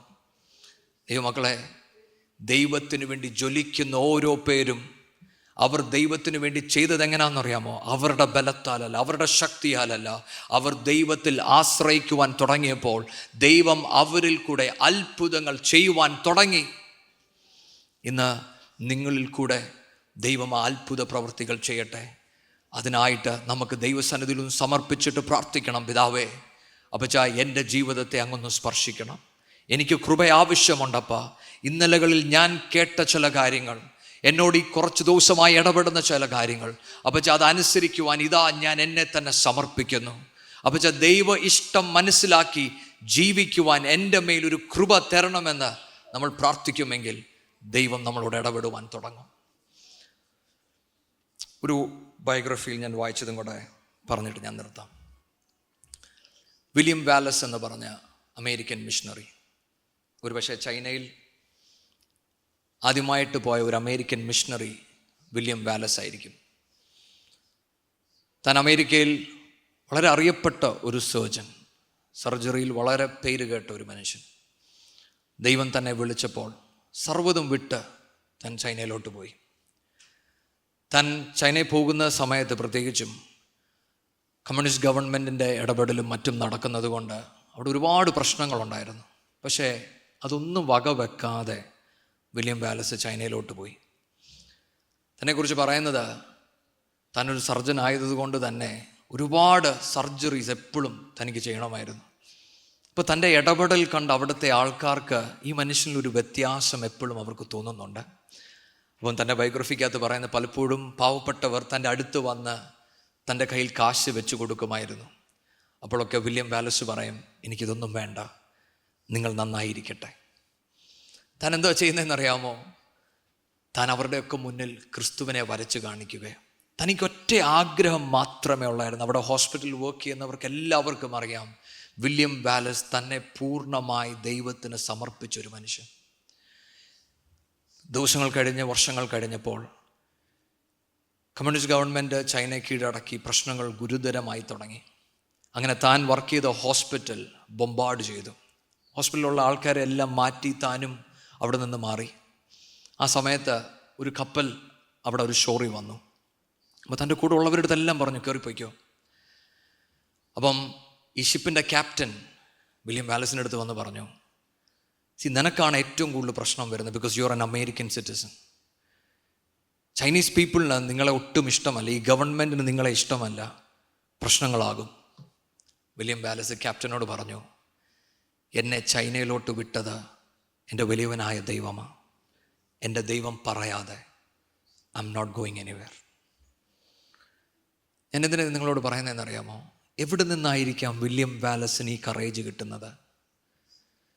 ദൈവമക്കളെ, ക്രിസ്തുവിൽ ഒരു മനുഷ്യൻ ഇരുന്നാൽ അവനെ കുലുക്കുവാൻ ഈ ലോകത്തൊന്നിനും കഴിയത്തില്ല.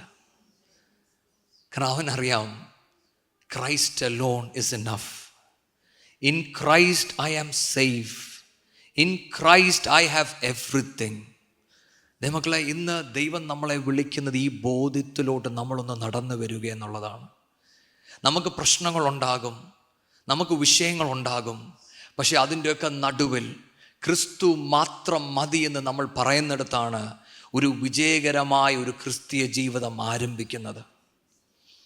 വില്യം വാലസിനെ കുറിച്ച് വായിക്കുമ്പോൾ ആ ഗവൺമെൻറ് അവിടെ പ്രശ്നങ്ങളൊക്കെ ഉണ്ടാക്കി. അങ്ങനെ ഈ മനുഷ്യനെ പിടിച്ചുകൊണ്ട് പോയി. തന്നെ ഒരുപാട് ടോർച്ചർ ചെയ്തു. ഒരുപാട് ടോർച്ചർ ചെയ്യുമ്പോഴൊക്കെ യേശുവിനെ തള്ളി പറയുവാൻ വില്യം വാലസിനോട് പറഞ്ഞു. അവിടെ തൻ്റെ കൂടെ ഉണ്ടായിരുന്ന പ്രിസണേഴ്സ് പറയുന്നത്, he was not equipped for all these things that he was going through. താനൊരു ഡോക്ടറാണ്, താനൊരു സർജനാണ്. ഇത്രയും ഹാർഡ്നെസ് ഒന്നും തൻ്റെ ജീവിതത്തിൽ താൻ കണ്ടിട്ടില്ല. പക്ഷേ എങ്കിലും അതിൻ്റെ നടുവിൽ താൻ ക്രിസ്തുവിൽ ഉറച്ചു നിന്നു. തന്നെ അവർക്ക് ഉപദ്രവിക്കാവുന്നതിൻ്റെ ഏറ്റവും മാക്സിമം ഉപദ്രവിച്ചു. അങ്ങനെ ആ ഉപദ്രവം സഹിച്ച് താൻ മരണത്തിലോട്ട് പോയി. ബയോഗ്രഫിക്കകത്ത് ഞാൻ വായിച്ചത്, കമ്മ്യൂണിസ്റ്റ് ഗവൺമെൻറ് ഈ പ്രശ്നം ഒന്ന് ഒതുക്കി തീർക്കാൻ അവർ തന്നെ ഈ മനുഷ്യനെ തൂക്കിക്കൊന്നു. എന്നിട്ട് പറഞ്ഞു, ഈ പ്രശ്നമൊക്കെ വന്നപ്പോൾ യേശുവിനെ തള്ളിപ്പറഞ്ഞ് താൻ മരിച്ചതാണെന്ന് പറഞ്ഞു. പക്ഷെ നിങ്ങൾക്കറിയാമോ, തൻ്റെ ശരീരം ഈ ഹോസ്പിറ്റലിൽ വർക്ക് ചെയ്യുന്നവർ അവർക്ക് കിട്ടിയപ്പം അവർ ആ ടോമ്പിൻ്റെ മണ്ടയിൽ ഇങ്ങനെ എഴുതി, to live is Christ and to die is gain.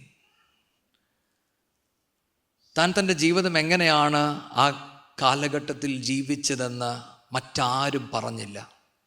പക്ഷെ തന്നെ അത്രയും നാൾ കണ്ടവർക്ക് ഒരു കാര്യം അറിയാമായിരുന്നു, ഈ മനുഷ്യൻ ജീവിക്കുന്നുവെങ്കിൽ അതിൽ ക്രിസ്തുവിന് വേണ്ടി.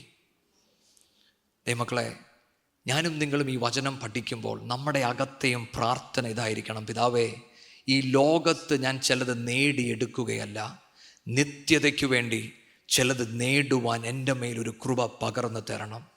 ഈ ലോകവും ഈ ലോകത്തിൻ്റെ ഇമ്പവും വിട്ട് യേശുവിൻ്റെ ആഗ്രഹം ചെയ്യുവാൻ എൻ്റെ മേലൊരു കൃപ തരണമെന്ന് നമ്മൾ പ്രാർത്ഥിക്കണം.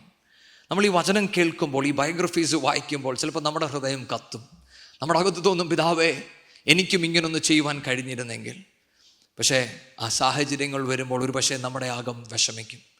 പക്ഷെ അതിൻ്റെ നടുവിൽ ഇതാണ് പരിശുദ്ധാത്മാവ് നമ്മളോട് പറയുന്നത്, എൻ്റെ ബലത്താലല്ല ഞാനിത് ചെയ്തെടുക്കുന്നത്, എന്നിൽ വസിക്കുന്ന ക്രിസ്തു നിമിത്തം. ഈ ബോധ്യം നമ്മുടെ അകത്തുണ്ടെങ്കിൽ നമ്മളെ നടത്തുവാൻ ഈ ദൈവം സർവശക്തനാണ്. ഞാൻ തുടക്കത്തിൽ വായിച്ച ആ വാക്യം, serve the Lord with fear. ഞാൻ എന്തിനാ ഇവിടം വരെ വന്നതെന്ന് ചോദിച്ചാൽ, എങ്ങനെയാണ് ഈ ദൈവത്തെ ഞാൻ ഭയത്തോടെ സെർവ് ചെയ്യുന്നത്? ഒന്നുമില്ലാത്ത എന്നെ എൻ്റെ നാഥൻ വിളിക്കുമ്പോൾ ഈ നാഥനെ ഞാൻ ഭയപ്പെടാതല്ലാതെ ഞാൻ എങ്ങനെ സെർവ് ചെയ്യും? നിങ്ങൾ ചിന്തിച്ച് നോക്കിക്കേ.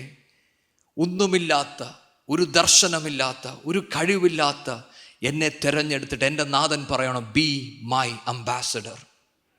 ഹല്ലേലൂയ. ദൈവമക്കളെ, നമ്മൾ ദൈവസന്നിധിയിൽ നമ്മൾ നിൽക്കുമ്പോൾ ഭയമല്ലാതെ നമ്മൾ എങ്ങനെ ഈ ദൈവത്തെ സേവിക്കും? അടുത്തത്, റിജോയ്സ് വിത്ത് ട്രെംബിളിങ്. എന്താ അതിൻ്റെ അർത്ഥം എന്നറിയാമോ? എൻ്റെ ദൈവം എന്നോട് ചിലത് ചെയ്യുവാൻ പറയുമ്പോൾ എൻ്റെ അകത്തെ ആത്മാവ് സന്തോഷിക്കും, പക്ഷെ എൻ്റെ സോൾ ഉണ്ടല്ലോ പേടിക്കും. എൻ്റെ സോൾ എൻ്റെ അടുത്ത് പറയും, ജസ്റ്റ് ഇത് പറ്റത്തില്ല. പക്ഷെ എൻ്റെ അകത്ത് ഞാൻ പറയുന്നത് എന്താണെന്നറിയാം, എൻ്റെ യേശുവിനെ ഞാൻ അനുസരിക്കും. നഷ്ടം വന്നാലും വേദന വന്നാലും എൻ്റെ നാഥനെ ഞാൻ അനുസരിക്കും. ഇത് ഞാൻ പറഞ്ഞ് ഞാൻ മുന്നേറുമ്പോൾ, the joy of the Lord is my strength. Hallelujah. ഒരു ദൈവിക സന്തോഷം എന്നെ കവർ ചെയ്യാൻ തുടങ്ങും. ഈ ലോകത്തിലെ പ്രശ്നങ്ങൾ അങ്ങനെ തന്നെ നിൽക്കും, അതിൻ്റെ മുന്നിൽ ഞാൻ വിറച്ചെന്ന് വരും. പക്ഷേ ഞാൻ പറയുന്ന ഒന്നുണ്ട്, I will obey God what ever the cost. Hallelujah. ഇന്ന് ഈ ദൈവവചനം ധ്യാനിക്കുമ്പോൾ നമ്മുടെ അകത്തെ പ്രാർത്ഥന ഇതാകട്ടെ, പിതാവേ, അങ്ങനെ വിളിക്കുമെങ്കിൽ അങ്ങയുടെ ഹിതം ചെയ്യുവാൻ അപ്പച്ച എന്നെ ഒന്ന് ഒരുക്കണം, എന്നെ ഒന്ന് എക്വിപ്പ് ചെയ്യണം. അപ്പച്ച എൻ്റെ കംഫർട്ട് സോൺ കുലുങ്ങിയാലും ഞാൻ അങ്ങേ അനുഗമിക്കുമെന്നൊരു തീരുമാനത്തോടെ നമുക്ക് മുന്നേറാം. ദൈവം നിങ്ങളെ സഹായിക്കട്ടെ. ഇന്ന് കേട്ട ഈ സന്ദേശം തീർച്ചയായിട്ടും നിങ്ങൾക്ക് അനുഗ്രഹമായിരുന്നു ഞങ്ങൾ വിശ്വസിക്കുന്നു. ഒരുപക്ഷെ നിങ്ങൾ ഇതുവരെയും ഈ ചാനൽ സബ്സ്ക്രൈബ് ചെയ്തിട്ടില്ല എങ്കിൽ ദയവായി ഇപ്പം തന്നെ ഒന്ന് സബ്സ്ക്രൈബ് ചെയ്യുക. ഈ സന്ദേശം മറ്റു ചിലർ കൂടി ഒന്ന് ഫോർവേഡ് ചെയ്ത് കൊടുക്കുക. നിങ്ങൾക്കിത് അനുഗ്രഹമായിരുന്നെങ്കിൽ തീർച്ചയായിട്ടും അത് മറ്റുള്ളവർക്കും ഒരു അനുഗ്രഹമായി തീരുവാൻ അത് കാരണമായി തീരും. God bless you.